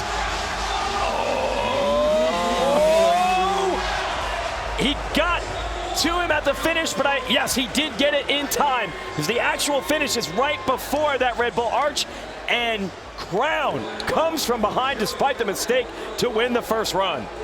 Yeah, Joey was just really strong there. Watch us. Very strong on these tabletops is Crown. You see Leib was good there. See these speed jumps, they're trying to find the low line. See how the line's packing in, and that there was, see how low that was. It actually made Joey Crown come up short. It hurt him a little bit, but then once again, he was able to stay lower, and then he got a phenomenal drive through the whoops. That was enough. We haven't seen Crown race much supercross in his time, but boy, has he been good in the whoops. And it bailed him out on this one, despite the mistake. He beats Leib in the first run. They're going to head back to the gate. Now, in the earlier brackets, you have a time in between when other riders are racing to recover. We saw with Ryan Sipes earlier, heart rate hits around 170, 180 for some of these riders at the end, and there's not nearly as much recovery time when they're the only 2 riders left. Well, when we were looking at some of the data, it's kind of interesting. Their heart rate goes up more than 1 beat per second. So it's about 45 seconds from start to finish. Their heart rate goes from like 120 to 180 in that time. I mean, it's pretty phenomenal. And one of the riders earlier was talking about, you know, the intensity and the recovery. So by the end of 45 seconds, some of these guys aren't breathing. And they're not even joking, because the intensity and just the concentration, you forget to breathe. As crazy as that sounds, you forget to breathe. Then you catch your breath the whole time coming back. I mean, these guys have big lungs. As you see, once again, Joey Crown, he's been strong. I got to say, he's got to be in the 125 class. Joey Crown and Vohland were the standouts for me. So this is it. Joey Crown has a date with destiny. Can he win the 125 class? A young privateer trying to make a name for himself. He'll do it by any means necessary. It might happen tonight against Leib. Leib fighting back. What a beautiful scrub and landing. Perfect. That was perfect. That's as good as you can do it. Right now, both of them clean, but as you said, Leib was just flawless there. Back on the ground with the wheels, trying to get the bike into the pocket, drive, soak it up. A little bit different there. Leib got that triple. Leib got that triple. Not a mistake, though, from Crown like he had in the first run. So he has the slight advantage right now. Crown looking for the upset special. Not a big name coming into this one, but he could be coming out of it. Max's whoops up ahead. Can Crown hold on? He's got it. Crown him. Joey Crown is your champion of 125. That was solid. Just clean, no big mistakes. Good through the whoops, good out of the gate, good through the med section, soaked up those speed jumps, didn't make that mistake he did the first run on the other lane, but I think that other lane caught him off with how the face was not as steep on the left as it was on the right lane. That time, he got it just right. It's supposed to be a throwback event to the old days where riders just working out of vans and just doing whatever it took to get to the races. That is literally, even in modern times, the way Joey Crown does it as a privateer, getting to the races with the help of his family. He comes all the way out to California from Michigan and wins at straight rhythm. Here is the finish. That was the first time we actually saw Crown make mistakes in the whoops, but he recovered. Yeah, well, even Leib got right up against that white line there, but there's Joey the Crown, celebration. we saw him get a little loose a little earlier, but nothing where you're like, oh, that's out of control. He just seemed to have everything underneath him all night and all day, even during qualifying. I got to argue, this might be the biggest win Joey Crown has ever had in his pro career. We'll send it down to the finish, and let's get thoughts from our very happy. There's the smile from our 125 champ, Tina. Yeah, and Joey, coming into this, what were your expectations? You had the fighting mentality there in the finals, made a couple mistakes, and you still came back. Yeah, coming into this event, I knew I was capable of winning, but a lot of good guys like Michael Leib and a bunch of dudes out there that are ripping. And yesterday it was really, really sketchy and embarrassing, to be honest. It was really rough. My dad was already throwing in the towel like I didn't have it, but I just got better with time, got a little more dialed in on the bike, and just really, really stoked came away with the win for sure. You know, this event is different than the others. It's on a different platform. Travis Pastrana was here racing. I know you spent some time there at Pastrana Land. What was the inspiration for you coming into this event? Just trying to do something good this year. This year's been really rough for myself with injuries and stuff, so this is definitely really big up there on the accomplishments. So yeah, and I spent some time at Travis's. Taught me to flip. I think that definitely helped in the foam pit. But no, it's cool that he comes out here and Red Bull puts on an awesome event, and I hope to be back here next year and hopefully do the same. Well, enjoy it for now. Congratulations on this win. Thank you. Brandon Hartranft has been nearly perfect tonight, and as you just told me, you're going up against the prodigy of the sport. You told me also that you weren't actually nervous tonight except for quals. How nervous are you now knowing what you're up against? I'm actually not nervous. Right now, I'm not nervous at all. I mean, it's pretty awesome to be able to race him here in like a couple minutes. So, I mean, I'm gonna just try the best I can and have some fun. Cool, calm, and collected is what it feels like coming out of you, Brandon. And Kenny, you know, earlier you had mentioned that the bike is a little bit foreign to you, but you were just kind of jamming out and doing some moves over here. How comfortable are you now? Well, I'm pretty comfortable, you know. I mean, the more we ride it, the more comfortable we get, and luckily it's coming just at the right time. So obviously Brandon has been going really good all day and all night, so it'll be some interesting racing, hopefully close, and we will see who will take the win, you know. It'll be exciting, you know. We're probably going to keep it pretty close throughout the whole thing, so I'm excited. I have a feeling we will see some very close battles between these two. Wishing you both the best of luck. All right, so there it is. You got the retro bike, legitimately retro, a 2006 Honda against a brand new 2020 KTM. And the ultimate celebration of what this event has become to represent, and that is that the 90s were cooler. The 90s are just simpler. I was going hard. There's no doubt about it. Wow. 90s. Getting paid to ride, getting paid to party. The bikes were simpler, the team setups were simpler, the programs the riders were on were simpler. The crazier you were, the more you made.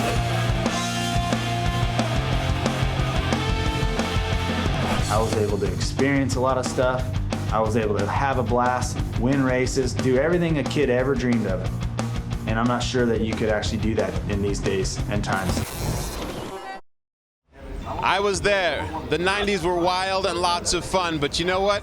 Tonight's racing at Straight Rhythm for 2019 has been equally wild and lots of fun. And here we come down to the 250 champs. Who's it going to be, Roczen or Hartranft? Boys, my money is on the money man. I'm going with Roczen. That is certainly a good guess, not just from what we've seen tonight, but even coming into the event. Roczen, one of the biggest names in the sport, maybe the most talented rider on the gates in the sport right now. But Hartranft, I don't know how many people were even thinking of him as a contender coming in, but he was the fastest qualifier, and he has made very few mistakes. It seems crazy to think that Hartranft is in equal odds against Roczen, but I think that's the case as we get to the finals here at Red Bull Straight Rhythm.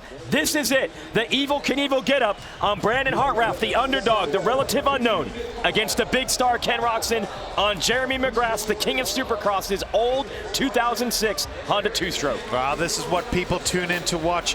Why they love racing and sports in general is you can have this.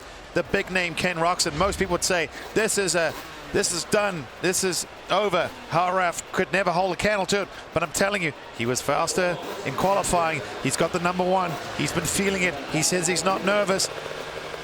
Sal says he's got Roczen. I'm going to go with the underdog just because I think he could shock the world tonight. So this is it, the final of Red Bull Straight Rhythm 2019. Ken Roczen, Brandon Hartranft. Here we go. A little wheel spin there from Roczen, but I think Hartranft had the same. Oh, it is so close. Absolute side-by-side over the first speed check. Now over the tables. Maybe a few inches advantage for Roczen. A mistake from Hartranft. Yeah, Hartranft lost a little bit there. You see what it did, but they're going to be coming up to the Dragon's back. Hartranft's got the long legs. Can he make up some ground through? Yeah, he was so good all weekend. He makes up a few inches, but not enough. He's got something in these tabletops he's used earlier. He's trying it. Didn't get close enough. The Maxxis whoops remain. Roczen too good. Roczen takes the first run of the finals, but you gotta win twice to be champion. Hartranft's gonna have another chance to come back, but right now the 94 just looks too strong. I'm gonna just throw it out there. I'm thinking the left lane's a little bit quicker right now, just a little bit. I'm talking like maybe 2/10 or quarter second, but some of those speed check jumps just a little lower. Watch, see, but Hartranft did make the mistake on that one, but there's a couple, they've got a low line, and it's allowing the guys to get the power to the ground. Right there is one of them. See Roczen, I mean, gee, he slid over that. He went from brake slide to full on the gas, slipped the clutch, and Roczen doesn't have those long legs, but he's just got a technique that he gets through the whoops like guys that have long legs, which is an advantage. And Roczen celebrating the win. What a perfect matchup we have in the finals. The original concept of this event was to say, if you make the races short, you kind of make it a best of supercross, just the jumps and the obstacles, anything can happen. So we have a relatively young rider on a brand new machine versus one of the biggest stars in the game on a 2006 bike. And to be honest, Honda wasn't doing a lot of changes to the two-stroke by then. So you're really looking at probably almost 20-year-old-ish technology with Roczen's bike. And they end up almost even head-to-head in this event. Old versus new. And in a 45-second run, it's almost pick 'em between these two riders. Well, the bike may be theoretically 20 years old, but it's got a Monday chassis. And it's a factory Honda. You've got Honda behind it. Yeah. And the fact that Jeremy had a say in it when he was racing, it's a 20-year-old bike with some really up-to-date technology on it as well. So it's a blend, give it that. It's definitely getting the job done. For Roczen has won the first round. And by the way, that gear penned by Pete Fox of Fox Racing, who designed McGrath's gear in the 1990s. They took the modern materials and made it look exactly like the old gear. As for Hartranft, hey, it's a costume party tonight. You can't have a costume party without someone coming as Evil Knievel. That brings a little pressure. Evil always ran the #1. So is Hartranft. Can he be #1? Or will it be Roczen? Hartranft's been #1 all day, all evening, until he had to face number 94. Here it goes. The revs are up, and the gate is down at straight rhythm. Oh, Hartranft was just flawless right there out of the gate, but so was Roczen. This is something special. You could not go quicker through there than those two riders just did. Oh, they are scrubbing, whipping so hard, put those bikes back on the ground, wide open. Roczen a small edge in the early stages. Hartranft floated that jump just a little too much. Little bubble there is going to hurt him. He triples out, makes it back up. We're headed up to the hydrogen dragon back. Roczen about a bike length and a half. Again, those tabletops that are coming up. Hartranft's been quick through here. Oh, Hartranft gets it on the ground. He's almost side by side to the last speed check. It's going to be down to the loops. Here it is. Can Ken Roczen do it? He kills it. He does. Ken Roczen is your champion for 2019 straight rhythm. Roczen just blitzed those whoops right there. Hartranft was strong. He was right there, but Hartranft, he watched him. He rolled off just a little bit. A little insecurity in Roczen with all the confidence and the talent in the world. Well, you can just hear this place, the roof's been blown off. They love Ken Roczen here. He's always been a showman, kind of like Jeremy McGrath, who always ran Showtime on the pants. When the lights came on, Jeremy McGrath was always able to be at his best. Roczen wasn't the fastest in qualifying. He didn't have the big jump combo like Hansen, but when the lights came on and it was time to go racing, he was the best in the bunch tonight. Yeah, just, wow. That's all I can say. Every time you think someone's got something that could maybe take down someone with a big name, Hartranft was awesome. I mean, even there, he triples out. It wasn't perfect, scrubs that so well, but the warp speed from Roczen was just next level. Yeah, he was a closer tonight. Anytime he was threatened down to the end, he could pull that whoop section out. Here Never put a wheel wrong. Just look at this. Just, oh, that is something. You could lay several bodies between those gaps he was blitzing over. I mean, that's how deep these whips really are, and it's a science.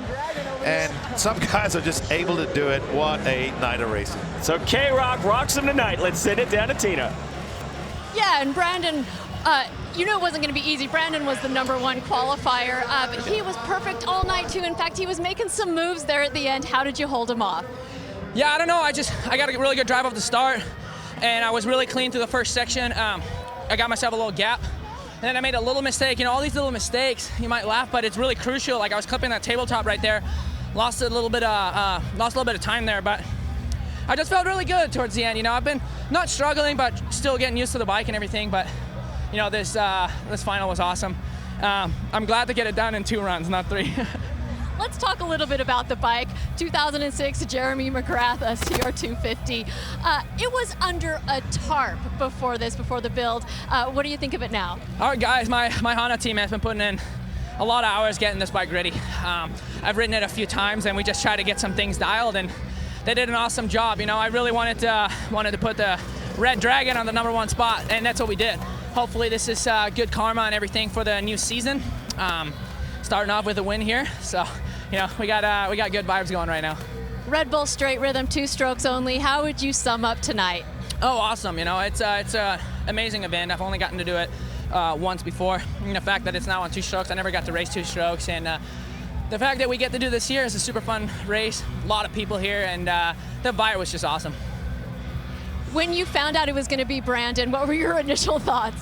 Well, you know, even before that, you know, with Hanny, I mean, he was pretty gnarly, and we put down some crazy lap times, and Brandon has been good all day. So I knew it was going to be a tough battle, but, you know, we got to show out when the main event comes.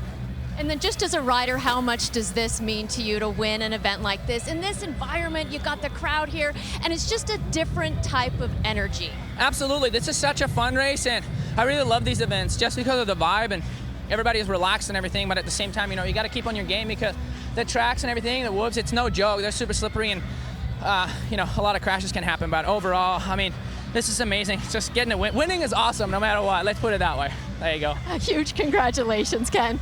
Thank you very much. Thanks, guys. Thanks for tuning in.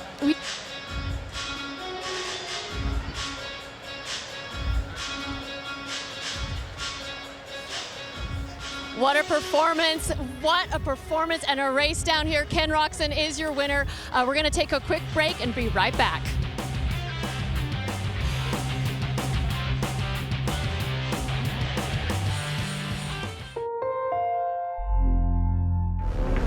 It's time for Wales. It's time to get dirty. Unpredictable weather conditions make for a wild competition.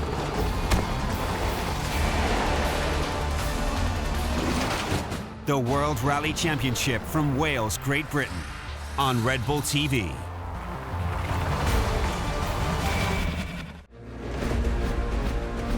They call him General Sipes. Professional motocross, supercross, enduro, and flat track. This motorcycling everyman is set to race them all. Watch a world-class rider getting out of the comfort zone. I'm back in the race. General Sipes, now available on Red Bull TV.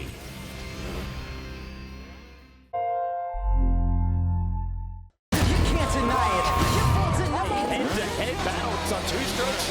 This is what we wanted. Let's go racing in straight rhythm. Side by side, they're going nuts.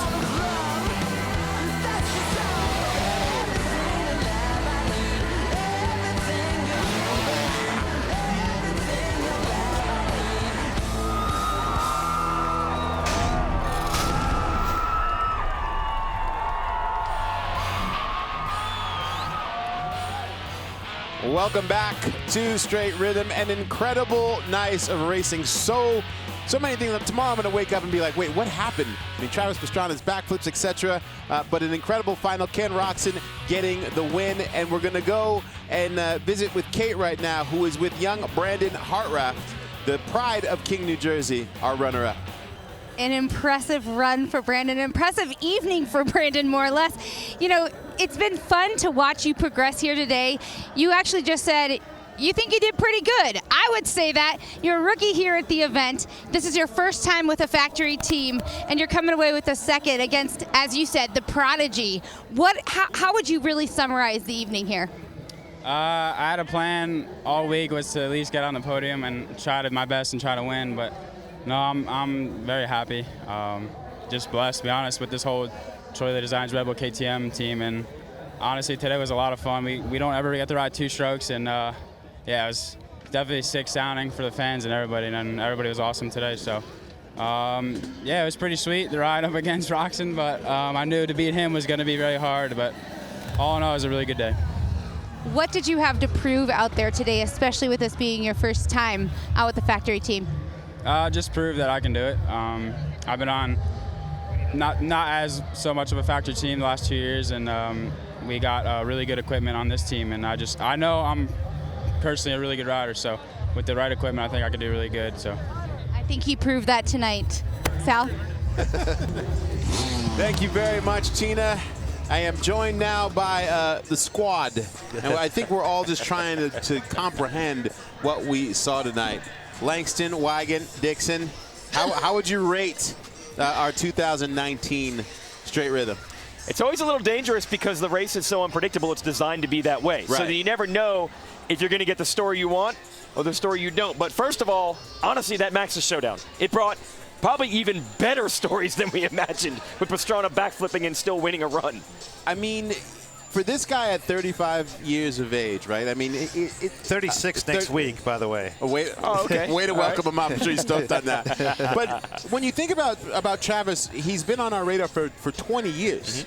And so now it's kind of weirdly he's the old guy, and he's up against a person who's doing this every week, inside and out. And for Bowers, he almost really got his lunch handed to him. Yeah, with backflips. He had to step it up there. I think he was getting a little worried. Yes. Well, we were talking a little bit about, like, beforehand, you know, like Bowers, like, hey, should I make this interesting or do something interesting to keep this close? No, he didn't. Travis did it himself. We're having a look here at the podium, and Ken Roczen about to hoist it up on the top. I had Jeff Emig up here earlier, and he said when we were in the break, he said, it's cool to finally see what McGrath's setup looked like from the front, because I was always used to seeing it only from the back. So he's like, now I know what the outfit looks like from the front. Good. That's pretty good. So, hey, that's a fitting story as well, that Roczen on, not a replica, but actually Jeremy McGrath's bike wins the event. And you got to feel that atmosphere down there, Tina, interviewing the winners. And it was a perfect, like, young guy, old bike, new bike, a good combo down there. I mean, it was just awesome all around. You know, you guys talked about that 500 match, and the crowd was so incredibly loud when Travis and Tyler crossed that finish line. And then they just continued to be loud throughout the night. But you're right, just that matchup at the end, young versus the experience. And you know what? Brandon was just like, I'm going to go out and I'm going to do my thing. Doesn't seem to worry about much, that's for sure. No. It's interesting that you mentioned the crowd. I think the fact that we've got the names that came out this year, the people decided to come out as well, and they got such a show, especially in the 500s, as we said at the start here, this post show. Let's take a look at the highlights. We're going to take you through highlights from all three races, because all three were insane. So we were wondering if Travis would choose style or speed. He decided to, yes, backflip in a run. That's not the fastest way to do it, but it almost didn't matter. Yeah, well, the funny part is he goes, it was just easier with the speed I kept. I'm like, bro, nobody ever says that except Travis Pastrana, and then right there, just typical Travis style, using every inch of the racetrack, gets that first W out of the way. This is race 2. I think Bowers then knew, I got to really take this seriously, and he was a lot better this time. But then those whoops, you never knew when it came down to the end. No, and even when I was talking to Tyler earlier before the race, he goes, I don't know what this bike is going to do. I mean, it has its own mind. This thing is not meant for this type of racing. That's a really good point, actually. They weren't jumping jumps this big or doing whoops this big in the era that 500 that Bowers is running did. So he was literally scared he was going to snap the bike. Well, these bikes weren't built for this. No. They really were in uncharted territory there. And Bowers right there, that's what made the difference. He was absolutely flawless through that whoop section at the end. That's Travis's, always been his ammo. Just pin it through the whoops, make up the time. Bowers took that away from him. Yeah, that was the difference in the end. He decided to do the Travis and lean back. But I think this is another example, I think, for all of us where you think to yourself, like, overall, pound for pound, Travis Pastrana is perhaps the greatest in the history of mankind on two wheels. For sure, when it's showtime and it's go time, right?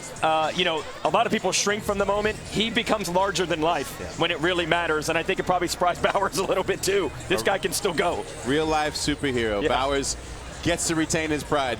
We'll take a look at the 125 highlights right now. So we didn't know really how to call this one. Not as many big established names in the 125 class, and it kind of worked that way all the way to the end. Well, I was really bummed not to see Jared Stinky make the finals. I know that he wanted to make the finals as well, and he always puts on a good show. But I was really impressed with Max Vohland up until that very end. You know, that tough crash there at the end. But Joey Crown, I mean, wow. Yep, up against Michael Leib here in the final. It was so close. Crown was really good in the whoops, GL.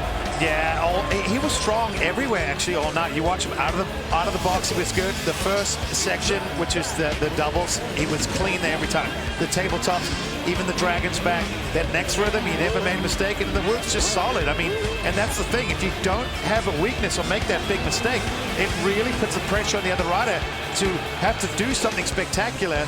And then a lot of times they try too hard, and guess what? You know, they make a mistake. There's something about this setup that it doesn't. I was out. This is going to sound like a weird reference, but I was out at the Freshwater Pro, the surfing event at Kelly Slater's Wave. Yeah. And what makes that event special is that you can't hide. Any of your flaws on that wave show up exposed, and you're done. And it's a similar thing that happens here at Straight Rhythm. It's just this one. It seems like this one discipline where like the littlest thing goes wrong and it's a wrap for you. You're exposed. Well, one of the all-time things in motocross is to use the start either as an excuse or a reason why you won. It's done. You can't get buried in traffic. You're either going to beat the guy or lose to the guy, and there's nothing more you can say. There are no excuses at Straight Rhythm. You just get beat or you win. Yeah, it's straight up speed is what it comes down to. And as you said, talent outshines all those other little excuse elements. That's why guys like Hansen are strong year in, year out. That raw ability. Well, Ken Roczen, he made little to no mistakes tonight. And we'll take a look at the highlights from the 250s, where I know GL, you were rooting for the underdog, but I just had to go with the money. Well, you were right. I was just thinking, hey, Hartranft, I'm like, the way he's been riding, I still thought it's definitely the underdog, but he could make it happen. But then again, it reminds you why someone like Ken Roczen is known as Ken Roczen. So good, just unreal. Hartranft made a little mistake in the first one. He came back and was almost perfect in the second, but Roczen somehow was even more perfect. Can you be more perfect than perfect? Can you be 101%? That was Kenny. Yeah, that's what it seemed like. And yeah, for Hartranft, I mean, he's got to walk away from this and be like a huge confidence booster, massive. No, he's a rookie. This is his first time here at Red Bull Straight Rhythm, and you know, he put on a show. I mean, to come out here, and he really was mistake-free. You know, made a couple mistakes up there against Ken Roczen, but throughout the entire night, though, he looked really strong.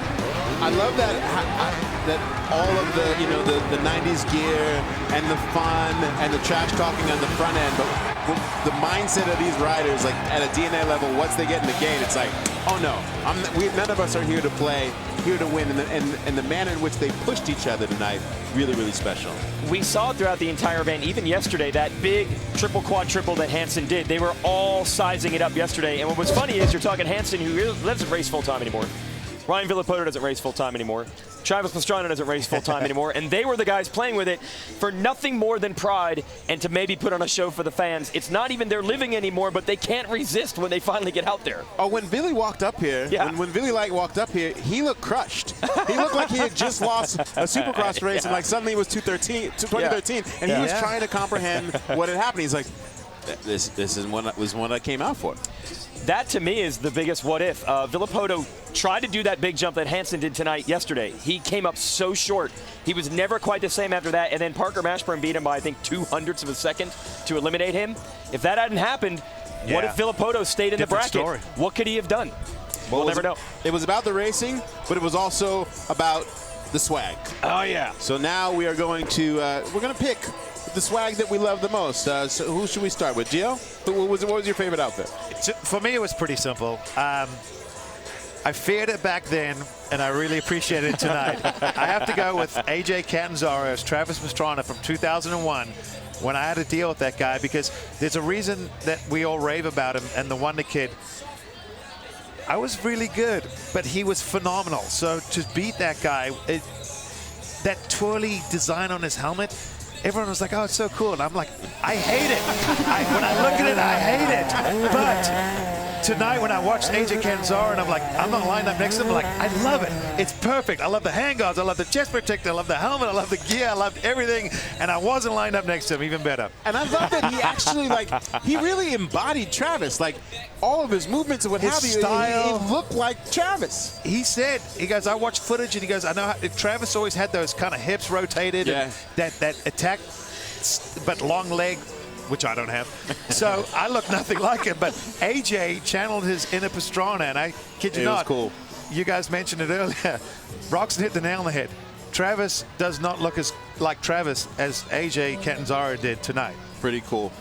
Wagon? I like what Cooper Webb brought. Now, Jeremy McGrath was so dominant in the 90s. We had 3 different riders dressed as Jeremy McGrath. Ken Roczen, Ryan Villopoto went as a Yamaha-era Jeremy McGrath. And then your new Supercross champ raced this for the first time, which was awesome.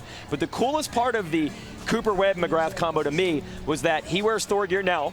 That was the gear that McGrath had then. So Thor literally took their latest technology gear and made it look absolutely identical to the McGrath gear then. So as far as being spot on, you really can't ask for much more than that. I think Cooper wished he maybe performed a little better. He didn't quite have the McGrath mojo in the races. He wanted the crown tonight, but he didn't quite get that part. Well, what we learned is from Webb, the 90s goes back so far now that a lot of these riders, they're not going back to 2-strokes. They're racing them for the first time, and he was a little bit fish out of water, I think, on that bike. Well, even he talked about, you know, a lot of kids were on 85cc 2-strokes. Right. No, he was on the Honda CRF 150, a 4-stroke, what we would call, not a mini bike, but it's a mid-sized bike. So for Webb, definitely a fish out of water. What a great place to start. Tina? Well, I'm just going to go, it might not be the combo, but I'm just going to go with Tyler Bowers, because the fact that he showed up on that bike and raced it in this type of environment on this track, I mean, that right there says something. You know, and it was a passion project. It wasn't built for this particular race. He wanted to race it last year, but was injured right before. So he had to wait a full year, and he had that bike sitting there, and you know, it's like, hey, when am I going to get to straight rhythm and finally get to ride? So I'm going to go with Tyler Bowers.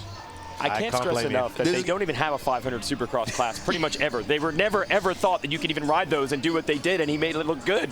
Let alone backflip them in the middle of the street. That's another story. I went for like a weird aesthetics thing. Okay. Because I got sucked into Cole Seeley's bike build online. Okay. And that dude's level of OCD and like just like style. I imagine what his closet might look like all the way down to every bracket, etc. And you're right. You're right. It is what you think. He was my favorite. I'm a big fan of his future with Bleach design work, and then here he is right now for the fans, just being like, let's get this thing down to the rims. You're right. He is a perfectionist. I mean, I've seen his garage, and then you're like, you can eat off your floor, bro. Off of it. So you're right. Cole Seeley, when he does it right. And he does it. He's just got his unique style, and I agree with you. I think that was really cool as well. I'm a fan. Kate Osborne, we did not forget you, dear sister. Villo Light, who's your anyone? favorite? Anybody want a Villo Light right about now? Because that's my guy here. RV, maybe a disappointing evening for him, but of course this is all about having fun, and he really owned it. He went back with that Jeremy McGrath, his Yamaha 250, and I think he put his little spin, which we all know is a lot of RV, right? One thing that I really liked about his gear and bike combo is the fact that there's a little story behind this. Once he decided this Villo Light thing, he and his wife decided to print labels and put them actually on like 100 different cans and pass them out to his friends and family. I asked him if he had any extra because it would be great after the show for all of us, but he said no on that one, just so you guys know. However, I thought it was a creative spin on taking it back, making it retro, and so Ryan Villopoto in the Villo Light, it was my choice here tonight. Guys? Thank you, Kate. Final thoughts? I've said it before, this is the great equalizer. I think you hit the nail on the head as well by using another terminology. When you've got that produced wave that gives everyone the same blueprint, if you want to call it that, it's up to what you do with it. And once again, you see with a blank canvas, the talented guys being creative, doing their things, the wonder kid, the wonder older guy now, Travis Pastrana, Wonder just some of the things, and the youngsters. But it was cool to see current racers, retired guys, and future stars be covered by gaps that were this big. I mean, to me, that's what I think draws us to racing, is those head-to-head battles that you can really treasure. And last year the racing was phenomenal. Once again, Red Bull Straight Rhythm delivered. Tina? I mean, I love the fact that we had the throwback to the 90s, correct? And if you looked at some of the ages from some of these riders, and you're like, oh, you weren't even born. Yeah, I know, you forget, huh? Oh, you were one. That's amazing. Yeah. So, I asked a lot of them, like, hey, what does it mean, the throwback to the 90s? We're like, well, I heard stories, you know, but so it's just so cool. And then a lot of those riders came out and they represented, like they proved their talent. So yeah, you talk about the talent, but I mean, just overall the 90s, bringing back the 90s, the two-stroke only, and there's an energy about this event that you do not get anywhere. You know, I was talking to the riders about it and you heard it. They're just like, this is just overall just a great fun event. You know, the sport's just getting better, and that's what happens with any sport. It got more sophisticated. You had Emig on the set talking about Carmichael started training harder. The bikes have gotten better. Everything's gotten better. And obviously better is better in many ways, but I think the fear people have is better, but sometimes it's fun to just think out of the box. And I have to admit, each year, some of the ideas they've tried at this event, I've even said to myself, I don't see how that's going to work. Whether it's Ronnie Mack and Stank Dog, or two strokes, or retired riders racing, or 500s on the track. And every time it seems like this is too crazy, this is too far, it actually ends up working out probably better than they even imagined. So that's what surprises me. Better is better most of the time, but for at least one night, let's do something totally different. Maybe not better, but just different is better tonight. And I think for me, there's an intimacy about this event and the closeness and the access that the fans have, that it feels like a community track that happens to have the best riders in the world here. And this year it felt amazing. You guys were outstanding tonight. I don't even know how you're still talking with all the interviews and play-by-play. And another great year at Red Bull Straight Rhythm. And if you want to watch more, make sure you tune in to Fox on January 25th for our Red Bull Signature Series version of Red Bull Straight Rhythm. On behalf of our entire crew, which has worked so hard to put this together, we will see you guys next year.